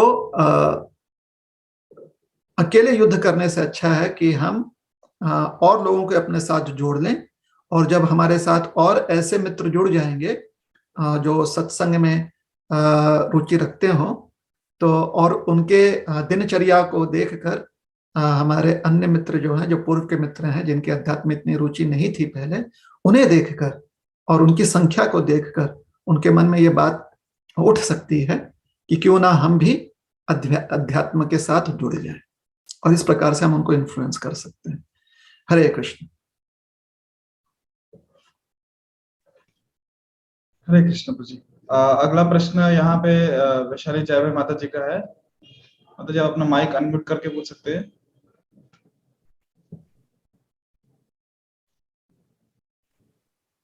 हरे कृष्णा। हरे कृष्णा प्रभु जी। हरे कृष्ण। हरे कृष्णा प्रभु जी, दंडवत प्रणाम। गौरांग, हाँ गौरांग प्रश्न पूछ। प्रभु जी, मेरा ऐसा प्रश्न था कि जैसे अगर हमने कोई पाप किया होगा, मतलब बहुत सारे पाप किए, तो और हमें पश्चाताप हो रहा होगा, तो हम भगवान के पास जाके उनसे माफी मांगते हैं और नई जिंदगी स्टार्ट करने का सोचते हैं, है ना। तो जैसे तो जो हमने पिछले जन्म में कर्म किए हैं, मतलब जो भी बुरे या अच्छे, उसका फल उसी जन्म में भगवान क्यों नहीं देते, उसको अगले जन्म के लिए क्यों ये करते हैं। मतलब अगर उसी जन्म में दिया तो अगले जन्म का 0 से शुरू होगा ना, फिर मतलब न्यू लाइफ जैसा। अच्छा। तो गौरांग का प्रश्न है कि अगर पूर्व जन्म के हमें कष्ट इस जीवन में मिल रहे हैं, और पूर्व कई जन्मों के कष्ट मिल सकते हैं इस जीवन में, तो अच्छा ये होता है कि अगर इस जीवन में मैंने कुछ गलत काम किया है तो उसका कष्ट जो है, उसका फल जो है इसी जीवन में मिल जाना चाहिए, ताकि अगले जीवन में परेशानी ना हो। और ये ऐसा अगर गौरांग ये नहीं कह रहे हैं कि, वो कह रहे हैं कि अगर व्यक्ति पश्चाताप कर रहा है इसी जीवन में, तो अगर फल मिलना भी है, कष्ट मिलना भी है, अपने पूर्व गलतियों का कष्ट अगर मिलना भी है, तो अगर इसी जीवन में मिल जाए तो अच्छा होगा ना। तो अगले जीवन में क्यों वो जो है पाप को अगले जीवन तक क्यों रखा जाता है, पाप फल को या गलत काम का जो कष्ट फल है वो क्यों अगले जीवन तक रखा जाता है। गौरंग, ये तो इतना तुमने ज्ञान की बात की है, तो लगता है कि तुम्ही को भगवान बना देना चाहिए, क्योंकि सही तरीके से काम कैसे करना है शायद तुम समझ गए हो। और अगर तुम भगवान नहीं हो तो ये मानना पड़ेगा कि अगर भगवान हमसे ज्यादा बुद्धिमान है, और एक ही जीवन में अगर पाप का कष्ट फल नहीं मिल रहा है, तो उसके पीछे कुछ ना कुछ योग्य कारण होगा। ठीक है ना। तो हम ये मान लेते हैं कि भगवान हम में से कोई नहीं है। भगवान जो है ये पूर्ण ज्ञानशाली व्यक्ति हैं, वो सबसे इंटेलिजेंट व्यक्ति हैं भगवान, ये बात हम मान लेते हैं। ठीक है। अब हम ये बात समझने का प्रयास करते हैं कि ऐसा होता क्यों है। सहज सबसे पहला उत्तर यह निकलता है कि हम चीजें समझ जाते हैं, इसका यह मतलब नहीं है कि उसके बाद हम गलतियां नहीं करेंगे। और हमारे जीवन में देख लो, हम कभी कभी अपने किसी दोस्त मित्र, अपने वरिष्ठ, अपने माता पिता या अपने टीचर से कहते हैं कि हाँ सर, हाँ पापा मम्मी, या बिल्कुल अरे नहीं करना अरमिता सर, नहीं करूंगा मैं, ऐसे अपने मित्र को कहते हैं, या पापा मम्मी से कहते हैं कि आज के बाद नहीं करूंगा, या अपने बड़ों से कहते हैं कि नहीं करेंगे हम। कभी कभी ट्रैफिक पुलिसमैन हमें पकड़ता है, बोलता है ठीक है अभी छोड़ देते हैं आपको, पहली गलती तुम्हारी, छोटे हो, अगली बार से गलती मत करना, छोटी गलती है, अगले बार सिग्नल अगर लाल हो तो रुकना। और हम बोलते हैं कि हाँ हम बिल्कुल करेंगे। अब क्या हम ऐसा करते हैं? शायद हम करते हैं, शायद नहीं। अगर नहीं करते हैं और अगले बार वही गलती होती है और वही व्यक्ति हमारी गलती को फिर से पकड़ता है, तो वो व्यक्ति क्या बोलता है, पिछली बार हमने माफ किया लेकिन इस बार हम माफ नहीं करेंगे, तुम कितना भी पश्चाताप करो इस बार माफ नहीं करेंगे। क्यों? क्योंकि ये तुम्हारी दूसरी गलती है। पहली बार गलती कर कर जब सुधरे नहीं तो दूसरी गलती के लिए तुमको दंड मिलना आवश्यक है, क्योंकि दंड मिलने के बाद ही तुम शायद सुधरोगे। ठीक है, तो पश्चाताप करना आसान है, लेकिन पश्चाताप सही मन से करना और पश्चाताप करने के पश्चात गलतियां ना करना, यह इतना आसान नहीं होता। और अगर व्यक्ति पश्चाताप कर लेता है और उसके बाद गलतियां नहीं करता है, तो फिर भगवान स्पष्ट कहते हैं कि उसे कष्टफल आगे चलकर नहीं मिलेगा, क्योंकि पश्चाताप की अग्नि बहुत ही प्रबल होती है, बहुत शक्तिशाली होती है। तो सिर्फ कहने से पश्चाताप नहीं होता ना बेटा, करने से पश्चाताप होता है। जैसे अगर आपको इस बार अच्छे मार्क्स नहीं मिले और आप कहते हो कि आपके हिसाब से एग्जाम्पल देते हैं कि इस बार एग्जाम में 100 मार्क में से एक प्रश्न ऐसा आया कि जिसका आंसर आपको नहीं आ रहा था और आपको पश्चाताप होता है। आप सोचते हो कि अगले बार सारे प्रश्नों का उत्तर लिखकर ही आना है और हम रोज इसके लिए अभ्यास करेंगे। तो अगर आपने रोज अभ्यास किया अगले 1 साल तक, तो संभावना है कि एग्जाम में आप शायद सारे प्रश्नों के उत्तर लिख सकते हो, या फिर भी संभावना है कि शायद 1 प्रश्न या 2 प्रश्नों के उत्तर ना आए, क्योंकि कौन सा प्रश्न आपको आएगा ये आपको पता नहीं है, लेकिन आपने प्रयास तो किया। तो इसलिए 1 साल पहले जो आपका पश्चाताप था वो सफल हुआ कि आपने अभ्यास पूरा किया। किंतु अगर व्यक्ति वैसा ना करे और उसके बाद एग्जाम में अगर उसको आंसर ना आए, तो वो नहीं कह सकता ना कि अरे मैं तो पिछले बार पश्चाताप किया था, फिर इस बार एग्जाम में आंसर जो है क्यों नहीं मैं लिख पाया। अभ्यास न करने की वजह से लिख नहीं पाया। पश्चाताप करने से थोड़ी अगले बार के आंसर आपको आएगा, अभ्यास करने से आएगा ना आंसर। तो उसी प्रकार से सिर्फ पश्चाताप करने से हम कर्मफल से मुक्त नहीं होते, लेकिन पश्चाताप करने से हमें जो अभ्यास करनी है, जो साधना करनी है, उसके लिए शक्ति प्राप्त होती है। तो अभ्यास करने से ही व्यक्ति परीक्षा में अवतीर्ण होता है, परीक्षा में सक्सेसफुल होता है, एग्जाम में पास होता है ना। सिर्फ पश्चाताप करने से नहीं होता। इसलिए जब तक हम अच्छे से अभ्यास नहीं करेंगे तब तक हम मुक्त नहीं हो सकते। तो अभ्यास कीजिए। अभ्यास करने के लिए पश्चाताप की अग्नि में जलना बहुत शक्ति प्रदान करती है। तो इसलिए पश्चाताप करना चाहिए ताकि हमें अभ्यास करने में शक्ति प्राप्त हो, हमें प्रेरणा मिले कि अरे पिछली बार गलती की थी, अब ये गलती नहीं करनी है। यह विचार कि पिछली बार गलती की थी, अब ये गलती नहीं करनी है, इसी विचार से हम और अच्छे से अभ्यास करते हैं और अच्छे से मेहनत करते हैं। तो इसलिए पश्चाताप की प्रणाली हमारे संस्कृति में दी गई है। और कर्म फल का कष्ट क्यों मिलता है इस जीवन में, अगले जीवन में? क्योंकि गलतियां करना हम छोड़ते नहीं। खाली मुंह से हम बोल देते हैं कि हाँ आप गलतियां नहीं करेंगे, किंतु हम अपनी आदतें बदलते नहीं। अगर हमारी आदतें बदल गई हैं तो फिर कर्म फल भी नष्ट हो जाता है। ठीक है गौरांग, उत्तर मिल गया?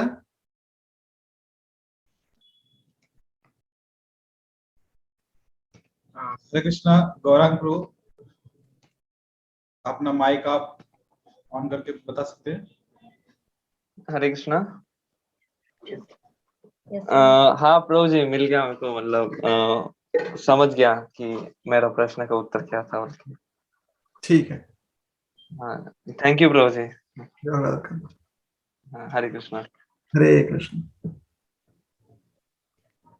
अगला प्रश्न यहाँ पे का नाम तो यहाँ पे नहीं लिखा है। 22839891 आपने हैंड रेस किया था, अपना माइक आप अनम्यूट कर सकते हैं।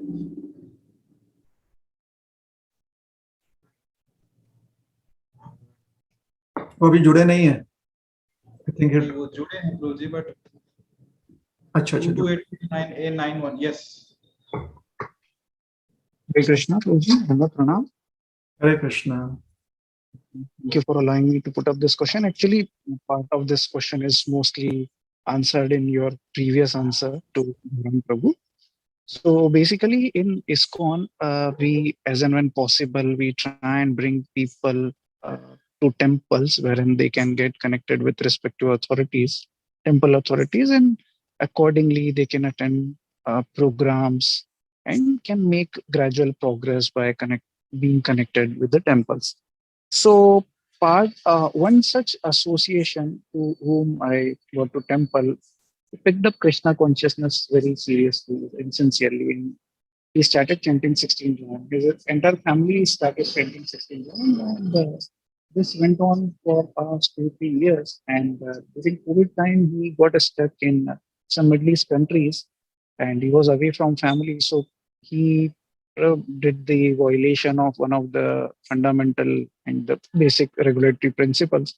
And he is repenting very much. So he was asking me to tell him that if there is any,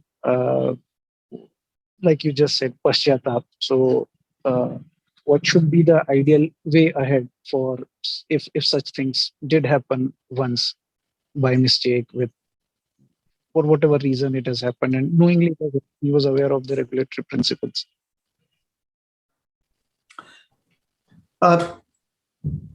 The simple answer is, sorry to interrupt, but may I know your name, Prabhu? My name is Deepak. Sorry? Deepak. DEEPAK. Okay, thank you very much. Yes, Prabhuji.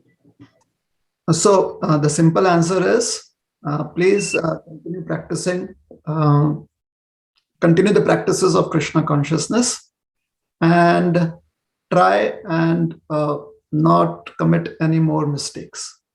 That is a simple answer. Thank you. Thank you so much, Prabhuji. Hare Krishna. You're welcome. तो प्रश्न ये था कि अगर कृष्ण भावना में हम जुड़ते हैं और फिर हमसे कोई गलती हो जाती है या हमसे कोई पाप कृत्य हो जाता है और फिर उसका पश्चाताप भी होता है हमें, तो क्या वो काफी है या और कुछ करना चाहिए? तो उत्तर यह है कि आप अपनी साधना अच्छे से करते रहें और आगे से प्रयास करें कि गलतियां ना हो.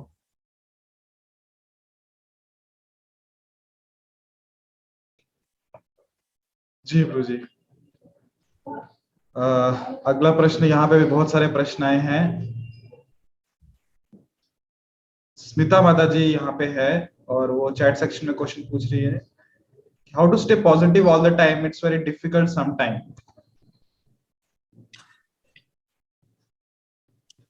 हमारे जो संस्थापक आचार्य है ना प्रभुपाद जी, वो उन्होंने जब हमारे संस्था के लिए एक मैगजीन प्रिंट करने का विचार किया, तो उसका जो लोगो है, जो उसका आप कह सकते हैं टैगलाइन, उन्होंने बहुत सोच विचार कर यह दिया कि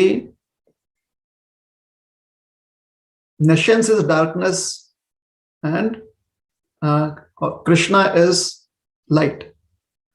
Where there is Krishna, there cannot be any darkness. Where there is light, there cannot be any darkness. तो जब तक आप सूर्य के प्रति या सूर्य प्रकाश के प्रति उन्मुख हो तो आपको प्रकाश ही दिखेगा, और सूर्य प्रकाश से आप विमुख हो जाओगे तो आपको अंधकार दिखेगा. प्रकाश की ओर अगर आप देख रहे हो तो आपको प्रकाश दिखाई देगा, प्रकाश से आप मुंह मोड़ लो तो आपको अंधकार दिखाई देगा. तो हमेशा हमें उन्मुख रहना चाहिए प्रकाश की ओर, और जब भी हम प्रकाश की ओर उन्मुख रहते हैं अर्थात ज्ञान अर्जन करते रहना चाहिए. जो हमेशा उत्साह में ही रहते हैं ऐसे लोगों के साथ हमें उठना बैठना चाहिए. ज्ञान जो हम प्राप्ति करते हैं वो ज्ञान ऐसा होना चाहिए जिससे कि हमें प्रेरणा मिले. हमेशा उस ज्ञान की ओर हमें नहीं देखना चाहिए जिससे कि हमारे मन में भय डर उत्पन्न हो जाए. इसलिए बहुत सारी कथाएं होती हैं जहां पर भगवान कीटाणु, पक्षी, पशु, अधम व्यक्ति, सज्जन व्यक्ति सभी को कृपा देते हैं. तो जहां पर भी भगवान की कृपा दिखाई दे रही है, ऐसे बहुत सारे प्रसंगों का हमें अध्ययन करना चाहिए ताकि हमारा उत्साह बढ़े, हम पॉजिटिव रहें। ये तो भक्ति के बारे में, भक्ति के संदर्भ में आ गई बात। हाँ, अगर आपके व्यवसाय में या आपके व्यवहारिक जीवन में भी आपको हमेशा उत्साही रहना है तो यही करना पड़ेगा। कुछ ना कुछ आपको कारण ढूंढने पड़ेंगे जिससे कि आपके जीवन में उत्साह रहे। और कहा जाता है ना कि अगर जो जोहरी होता है, जो सोनार होता है, अगर उसको सोना किसी गंदे स्थान पर भी मिले, गंदगी के स्थान पर, कीचड़ में भी अगर सोना मिल जाए तो सोना उठाना जानता है, वो सोना उठाकर उसे साफ करके अपने पास रख लेता है। उसी प्रकार से कितने भी कठिन से कठिन परिस्थिति हो, अगर हम जोहरी हो जाए, हम सुनार हो जाए, सुनार की तरह हमें वृत्ति हो जाए, या मधुमक्खी की तरह हमें वृत्ति हो जाए, तो विष्ठा के बीच में भी अगर कहीं पर एक पुष्प जिसमें अमृत है, जिसमें अच्छा गंध है, वो मिल जाए तो मधुमक्खी वहां पर जाती है। तो हमें इस प्रकार से अपना चरित्र जो है बनाने का प्रयास करना चाहिए। कैरेक्टर डेवलपमेंट ऐसा होना चाहिए, पर्सनालिटी हमारा ऐसे बनना चाहिए कि हम हर अवस्था में जो उत्साह के कारण है उसी को देखें। जैसे बहुत सारे मोटिवेशनल स्पीकर्स बोलते हैं ना कि ग्लास में अगर थोड़ा सा पानी भरा हुआ है तो हमारा उत्साह क्या होना चाहिए, ये होना चाहिए कि ग्लास पानी से भरा हुआ है। अब कितना भरा है ये नहीं, भरा है ग्लास पानी से, तो ये हो गया पॉजिटिव। लेकिन अक्सर व्यक्ति क्या होता है, वो देखता है कि ग्लास कितना खाली है। जहां पर आप ग्लास कितना खाली है ये देखते हैं तो वहां पर नेगेटिविटी में व्यक्ति चला जाता है। तो हर अवस्था में, चाहे ग्लास में एक बूंद ही पानी क्यों ना हो, हमें देखना चाहिए कि एक बूंद पानी है। अगर इसमें और एक बूंद जोड़ देंगे तो 2 बूंद पानी का हो जाएगा।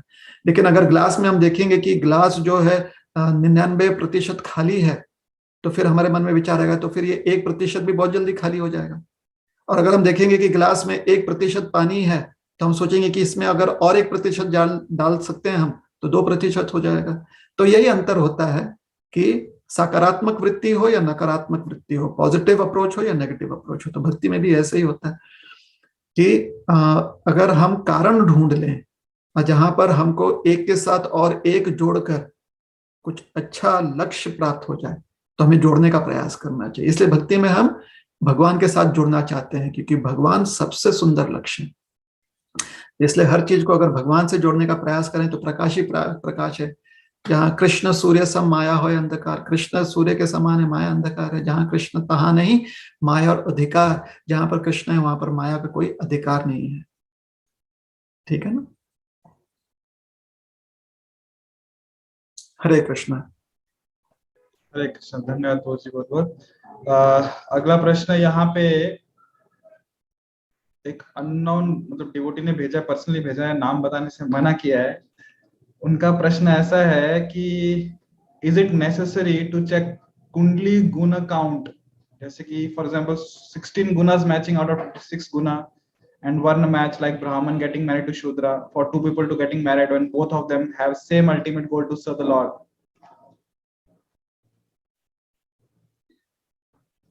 बहुत थोड़ा सा जो प्रश्न है ना उसमें ये ऐसे ही हो गया ना कि समझने का हम खाली प्रयास कर रहे हैं कि अगर कोई केमिस्ट्री का पीएचडी टीचर हो, पीएचडी किया हुआ हो और उससे कहें कि हाँ when oxygen is also an element, लेकिन उसके साथ अगर sodium which is a metal and may be magnesium is, तो देखते हैं कि भाई बहुत सारी चीजों का आप खाली नाम ले रहे हो लेकिन कोई चीज आप एक क्या कहते हैं उसे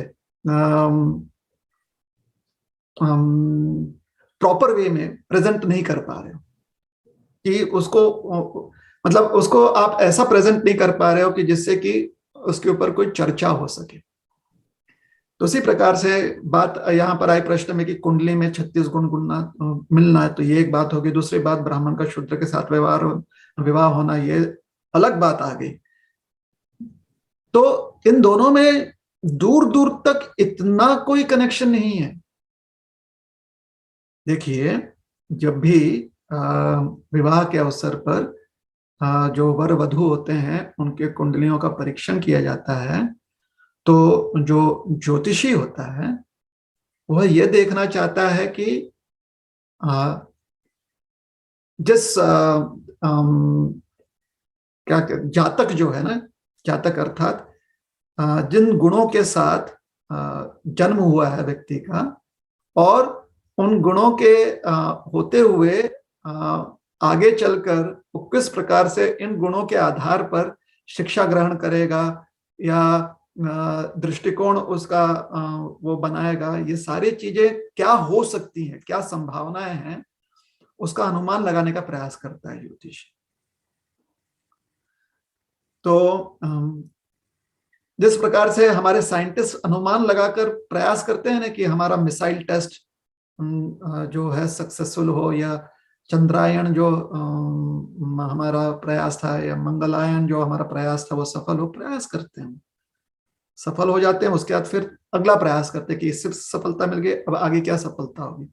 तो अपने बुद्धि का प्रयोग करते हैं, जो कुछ उनके पास डेटा इंफॉर्मेशन है, जितना वो समझ रहे हैं उसके अनुसार किसी प्रयोग में उसका या किसी आविष्कार में उसका प्रयोग करना, किसी एक प्रकल्प में उसका प्रयोग करना।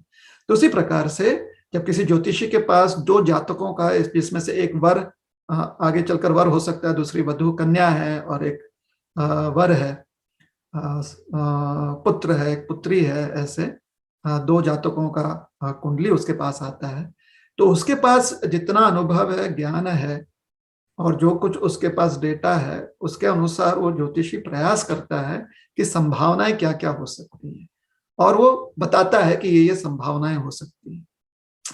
तो निर्भर करता है कि कितना ज्योतिष विद्या में, और विशेष करके ज्योतिष विद्या का यह जो सिर्फ कुंडली जो है मिलन करवाना, यह ज्योतिष विद्या का छोटा सा अंश है, और कितने लेवल तक, मतलब कितनी बारीकी तक वो इस पर निरीक्षण, इस पर विश्लेषण करना चाहता है, इसका जो है एनालिसिस करना चाहता है, उसके अनुसार वह अपना अनुमान बताता है।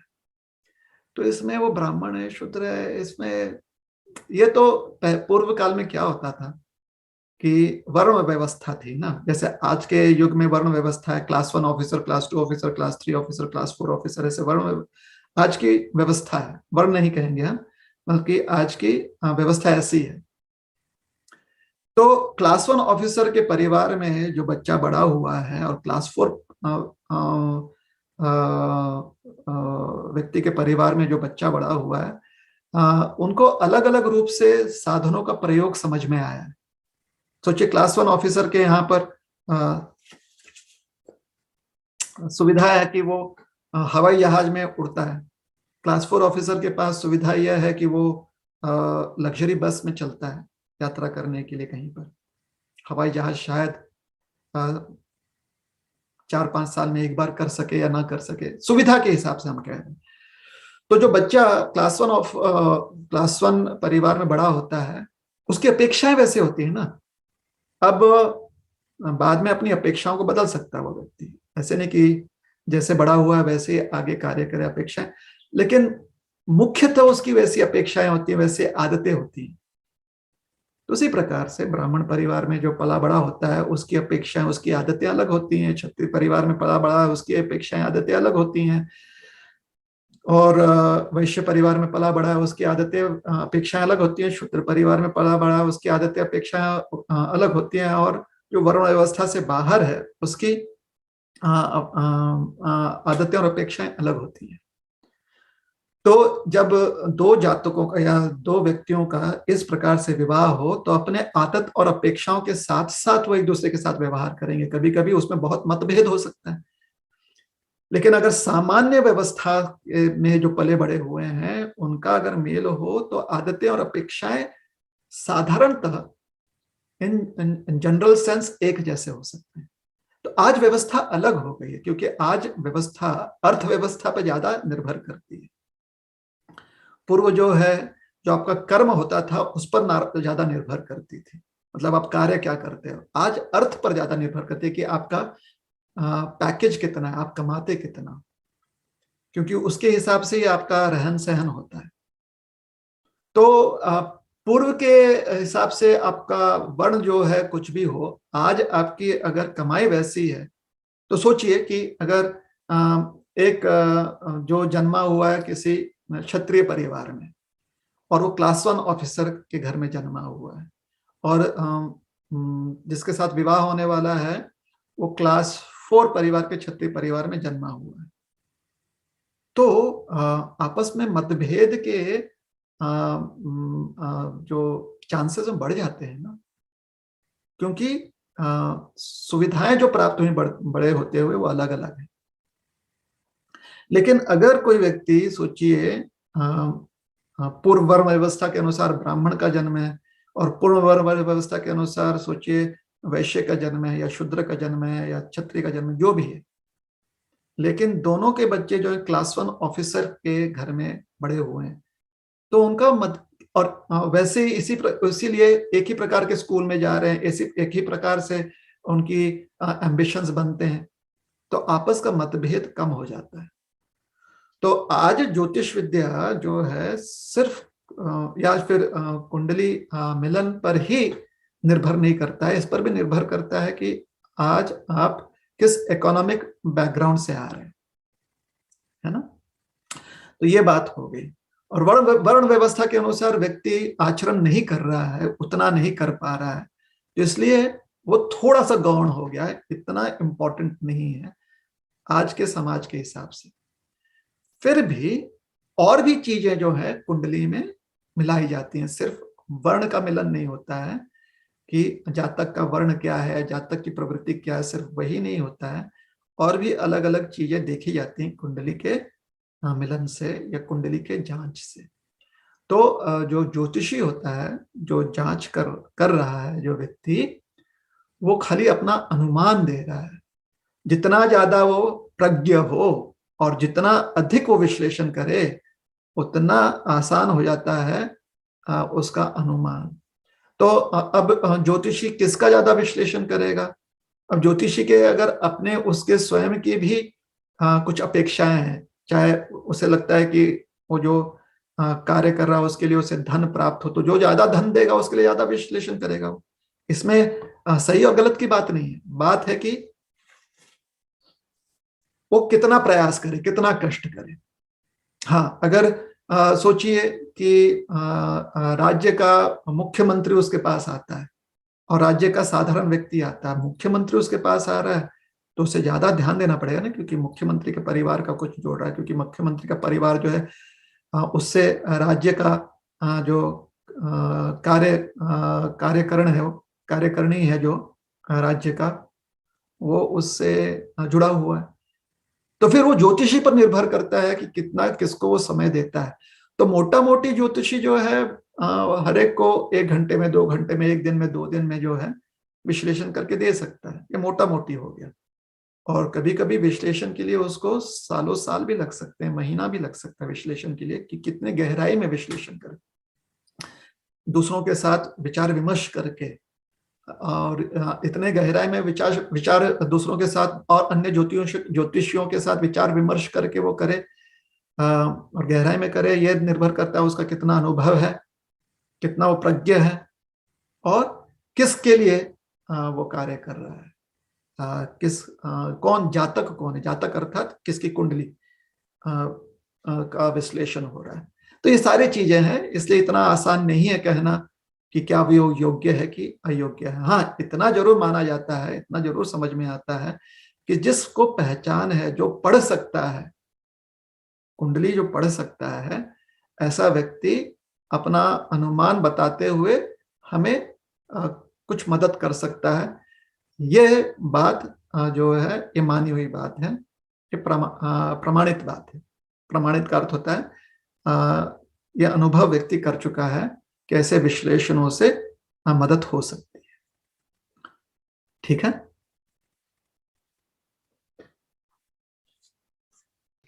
जी बहुत बहुत धन्यवाद प्रभु जी। अगला प्रश्न यहाँ पे है मधुर चाबरा जी का। पूछते हैं कि बुरे अनुभव या बुरे हादसे या सदमे हमारे जीवन में बहुत गहरा प्रभाव छोड़ जाते हैं, उनसे अपने आप को कैसे छुड़ाएं या उनसे बाहर कैसे आएं? मन पर जो भी प्रभाव है, बुरा या अच्छा, वो पूर्व का प्रभाव है, पूर्व काल में हुआ प्रभाव है। पूर्व में, पूर्व मतलब भूतकाल, पास्ट। पास्ट कोई बदल नहीं सकता, वो घटना घट चुकी है, उसे बदला नहीं जा सकता, वो हो चुकी घटना है, इसलिए उसे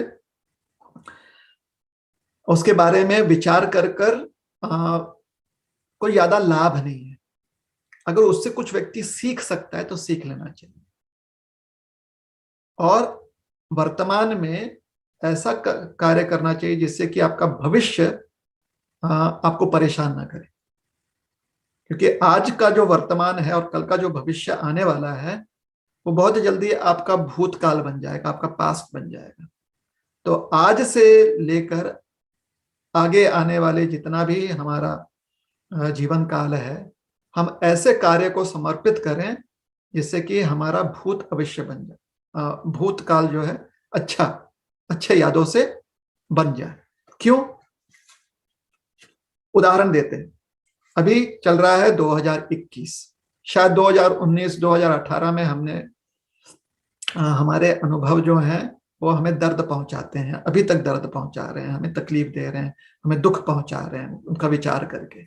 2018 2019 उसके पूर्व भी, आज हम 2021 में, अगर 2021 में हम ऐसा कर्म करें जिससे कि 2022 में 2021 को याद करें, फिर 2022 में ऐसा कर्म करें जिससे कि 2023 में हम 2021 और 2022 को याद करें,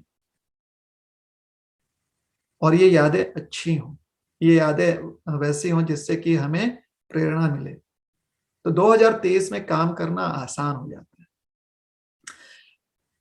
तो अपने वर्तमान में हमें ऐसा कार्य करना चाहिए जिससे कि आगे चलकर हमारा मन जो है प्रेरणा प्राप्त कर सके। आज हमें वो प्रेरणा प्राप्त नहीं है, तो इसलिए बुद्धिमान व्यक्ति सोचता है वो प्रेरणा क्यों प्राप्त नहीं है, क्योंकि 2018 और 19 की बातें हमें याद आ गई हैं, जहां पर कुछ दुखद घटनाएं घटी। तो बुद्धिमान व्यक्ति सोचता है क्यों ना 2021 में ऐसा कोई काम करें, कष्ट करें, किसी प्रकार से मन को हम कितना भी कठिन हो, कितना भी जटिल हो, मन को हम किसी प्रकार से उन कर्मों में लगाएं जिससे कि अच्छी यादें बने। तो यह संभव है व्यक्ति को करना। मानव जो है इस प्रकार से मेहनत कर सकता है। मानव ही एक ऐसा प्राणी है ना जो पर्वत को भी काटकर समान सपाट जमीन कर सकता है, और पर्वतों में से ही वो गुफा खोदकर गुफा बना, मानव ही ऐसा है ना प्राणी, तो पर्वत को काट भी सकता है, पर्वत को हमें गुफा भी बना सकता है। मानव भी ऐसा व्यक्ति है जो मिट्टी इकट्ठा करके पर्वत भी बना सकता है। मानव के पास ऐसी क्षमता होती है। तो मानव जो है जो आज के कठिन हमें प्रेरणा नहीं मिल रही है, लेकिन बुद्धि का प्रयोग कर वो ऐसी प्रेरणा जागृत करने का प्रयास करता है जहां पर ऐसे लोगों की सत्संगति में रहे जो उसकी मदद करें, ऐसा ज्ञान प्राप्त करे जिससे कि उसकी प्रेरणा बन सके, ताकि वो आज के दिन कुछ ऐसा काम करे ताकि भविष्य में आज का दिन याद रहे उसे और उससे उसे प्रेरणा मिले। तो ये पहली बात होगी कि किस प्रकार से हमें अपने वर्तमान के बारे में विचार करना चाहिए। भूत को, क्योंकि भूतकाल को हम बदल नहीं सकते, तो उसमें से अगर कुछ सीख लेना चाहते हैं तो सीख लेना चाहिए। अब वर्तमान में या अगर हमारा जीवन ऐसा हो जाए कि 2021 2022 के अच्छी यादों को हम 23 में याद कर सके, उससे प्रेरणा मिले, तो 2023 में फिर भी हमें कष्ट करना ही है, क्योंकि अगर कष्ट नहीं करेंगे तो कोई ऐसा काम हो सकता है जिससे कि गलतियां हो जाए। तो तात्पर्य यह है, निष्कर्ष यह है कि वर्तमान में हमें अच्छे कर्म करने का प्रयास करना चाहिए। भूतकाल में किए हुए अच्छे या बुरे कर्म का खाली सीख अगर चाहिए तो लेना चाहिए, किंतु उन्हें याद करके अपने वर्तमान का समय हमें व्यर्थ गंवाना नहीं चाहिए। आज का समय हमें अच्छे कर्म करने में बिताना चाहिए, लगाना चाहिए। हरे कृष्ण। हरे कृष्ण प्रभु जी।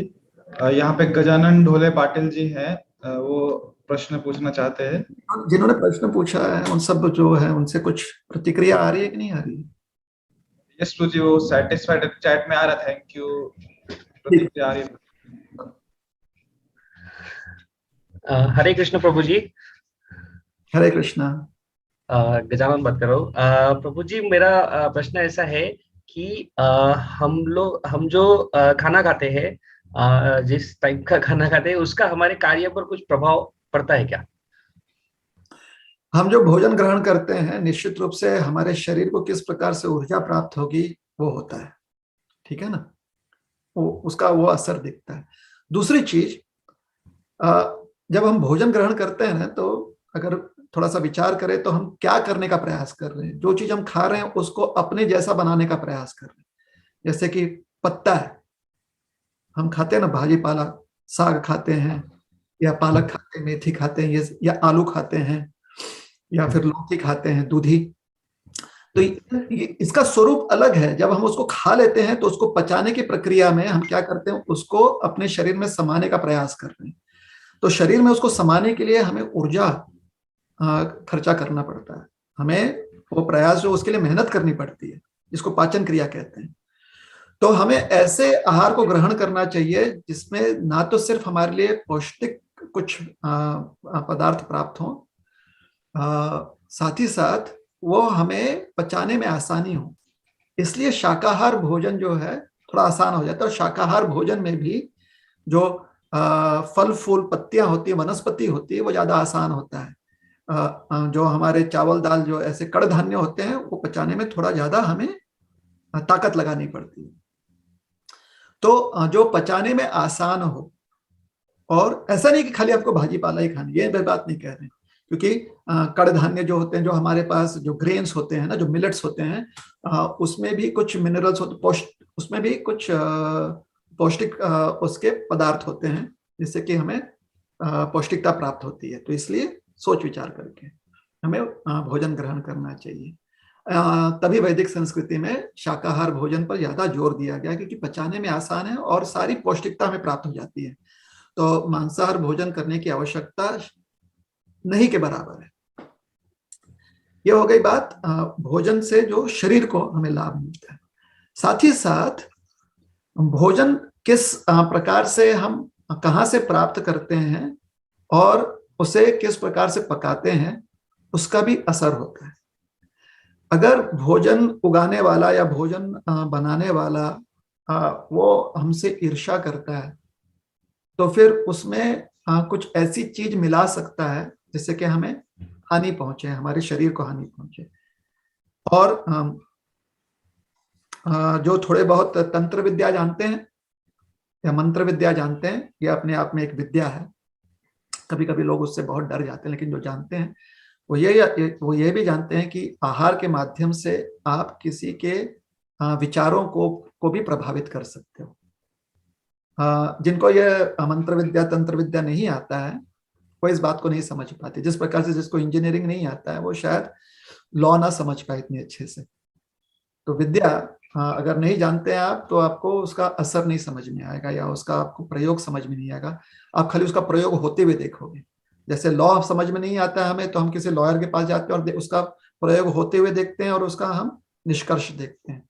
उसी प्रकार से तंत्र विद्या मंत्र विद्या जो जानते हैं वो जानते हैं कि आहार के माध्यम से किसी अन्य का विचार जो है कैसे प्रभावित किया जा सकता है। और जो नहीं जानता है वो सिर्फ उसका असर देख पाता है, उसका प्रयोग देख पाता है और उसका निष्कर्ष देख पाता है, जो नहीं जानता है। तो इसलिए आहार कौन सा ग्रहण करते हैं उसका हमारे शरीर पर असर पड़ता है, उसका हमारे मन पर असर पड़ता है, हमारी चेतना पर असर पड़ता है। शाकाहारी भोजन सबसे योग्य है। और हमारे संस्कृति में, वैदिक संस्कृति में, ठाकुर जी को भोग चढ़ाना, शालिग्राम जी को भोग लगाना या भगवान को भोग लगाना, नैवेद्य दाखों नैवेद्य देना, चढ़ाना भगवान को, ये इसलिए बहुत प्रचलित है क्योंकि जब हम भगवान को अर्पण करते हैं तो भगवान सर्वत्र वास करते हैं। तो उनको अर्पण करने से हम ये स्वीकार रहे हैं कि प्रभु आपका असर इस आहार में आ जाए, आपका प्रभाव इस आहार में आ जाए। क्योंकि भगवान पूरी तरह से अमृत हैं, तो अगर हमारे आहार में किसी प्रकार का भी विष हो, विशेष करके जो हमारे विचारों को या चेतना को नष्ट करने वाला विष होता है, वो भगवान के प्रभाव से वो विष नष्ट हो जाता है।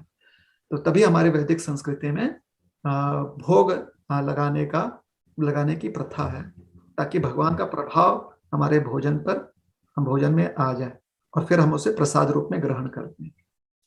ठीक है? ठीक है प्रभु जी, धन्यवाद। हरे कृष्ण। हरे कृष्ण। हरे कृष्णा। तो यहाँ पे अगला प्रश्न जो है वो प्रज्ञा कैटल माता जी पूछ रहे हैं। आखिरी प्रश्न, 5 मिनट है ना बाकी? यस प्रभु जी, 5 मिनट बाकी है सिर्फ। माता जी पूछ रहे हैं कि what should be the consciousness in doing daily activities apart from spiritual activities. जो भी आप व्हाटएवर, अंग्रेजी में तो इंग्लिश में पहले, उसका हिंदी में उत्तर देते हैं। Whatever activities we do, we should understand that this should be an activity that can we should serve the Supreme Lord. So the Supreme Lord is present in every human being and is present in every atom as the Paramatma. So when we are working in any situation, even our day-to-day activities like sleeping, eating, or physical work or mental activities, we have to do it with a lot of dedication. Dedication shows that we are focused. Focus shows that we want to be sincere. So sincerity is important. And since the Supreme Lord is present in each and every particle, when we do an activity with sincerity, with focus, the object of that focus directly or indirectly becomes the Supreme Lord, Krishna. And therefore, in this way, even our ordinary activities, if it is done with dedication and sincerity, it is a service unto the Supreme Lord, directly or indirectly. Indirectly, it is a service if you are not able to experience the presence of Krishna while doing our ordinary activities. And directly, it is an offering to the Supreme Lord if we have trained ourselves to experience the presence of the Supreme Lord in all our activities. So our sadhana helps us become trained that we can experience the presence of the Supreme Lord every moment. However, even if we are not completely trained to do that, and some of our activities are done without us experiencing the presence of the Supreme Lord, still those activities are an offering to the Supreme Lord if it is done with dedication and sincerity. Please let me know if the answer is acceptable. Hare Krishna.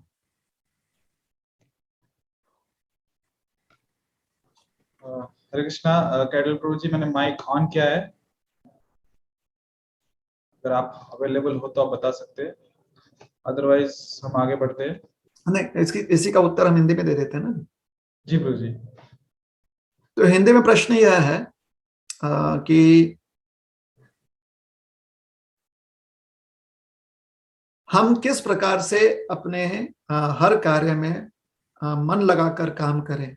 अगर वह कार्य भक्तिमय कार्य ना हो, हमारा व्यवहारिक कार्य हो, जैसे हम जो हमारी दिनचर्या है उन कार्यों में भी कैसे हम कर सकें। तो उत्तर उसका यह है कि भगवान परमात्मा स्वरूप में सर्वत्र जो है उपस्थित हैं, हर प्राणी में उनके हृदय में उपस्थित हैं। तो हमारे जो परिवार के सदस्य जो हैं उनके हृदय में भगवान उपस्थित हैं, और कण कण में जो हमारा टेबल है, चेयर है, जो हमारे कपड़े हैं, उसमें भी हर कण में, हर अणु में भगवान जो है उपस्थित हैं परमात्मा के रूप में।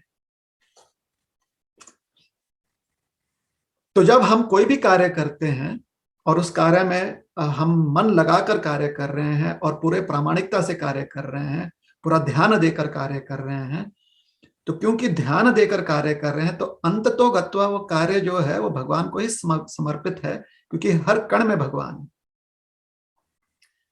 हर जगह पर भगवान है। तो अंत तो गत्वा, जैसे हम कहते हैं ना कि अल्टीमेटली वो भगवान को ही समर्पित है। लेकिन ये समर्पण या तो प्रत्यक्ष रूप से है या अप्रत्यक्ष रूप में है, ये डायरेक्टली है इनडायरेक्टली। प्रत्यक्ष रूप में कैसे हो सकता है यह समर्पण? जब हर कार्य में हम भगवान का अस्तित्व देखते हुए वो कार्य करते हैं कि हमारे अंग वस्त्र में भी हर जगह भगवान है, हमारे पद त्राण जो है उसमें भी भगवान का निवास है, और हमारे जो परिवारजन है वहां पर भी भगवान है। जब इस प्रकार से भगवान का अस्तित्व जो है उसका अनुभूति करते हुए, वो जानते हुए हम वो कार्य करते हैं, तो प्रत्यक्ष रूप से भगवान को वो कार्य समर्पित है। और अप्रत्यक्ष रूप में कैसे समर्पित है? अगर हमें इस बात की अनुभूति नहीं हो रही है कि भगवान सर्वत्र हैं, भगवान जो है हमारे हाथ में भी हैं, भगवान जो है दीवाल में भी हैं, भगवान जो है रोड पर भी हैं, वृक्षों में भी हैं, इसकी अनुभूति नहीं हो रही है, किंतु अगर हम एकाग्र मन से ध्यान से वो कार्य कर रहे हैं तो यह अप्रत्यक्ष रूप में भगवान को वो कार्य समर्पित है। साधना भक्ति में हम अपने मन को और अपनी चेतना को इस प्रकार से ट्रेन करने का प्रयास कर रहे हैं, प्रशिक्षित करने का प्रयास कर रहे हैं कि हर समय हम भगवान के अस्तित्व को देख कर, यह हमारा प्रयास है। और अगर उस प्रयास में हम पूरी तरह से अभी तक सफल नहीं भी हुए हैं और ऐसे कुछ कार्य हो जाते हैं जहां पर भगवान के अस्तित्व को की अनुभूति नहीं कर पा रहे हैं, तब भी वो कार्य अप्रत्यक्ष रूप में भगवान को समर्पित होती है, अगर हम एकाग्र मन से ध्यान पूर्वक और प्रामाणिकता से वो कार्य करें। ठीक है, हरे कृष्ण। हरे कृष्ण, बहुत बहुत धन्यवाद प्रभु जी। समय हो गया है, प्रश्न और भी बाकी हैं, तो इन प्रश्नों को हम अगली बार लेंगे।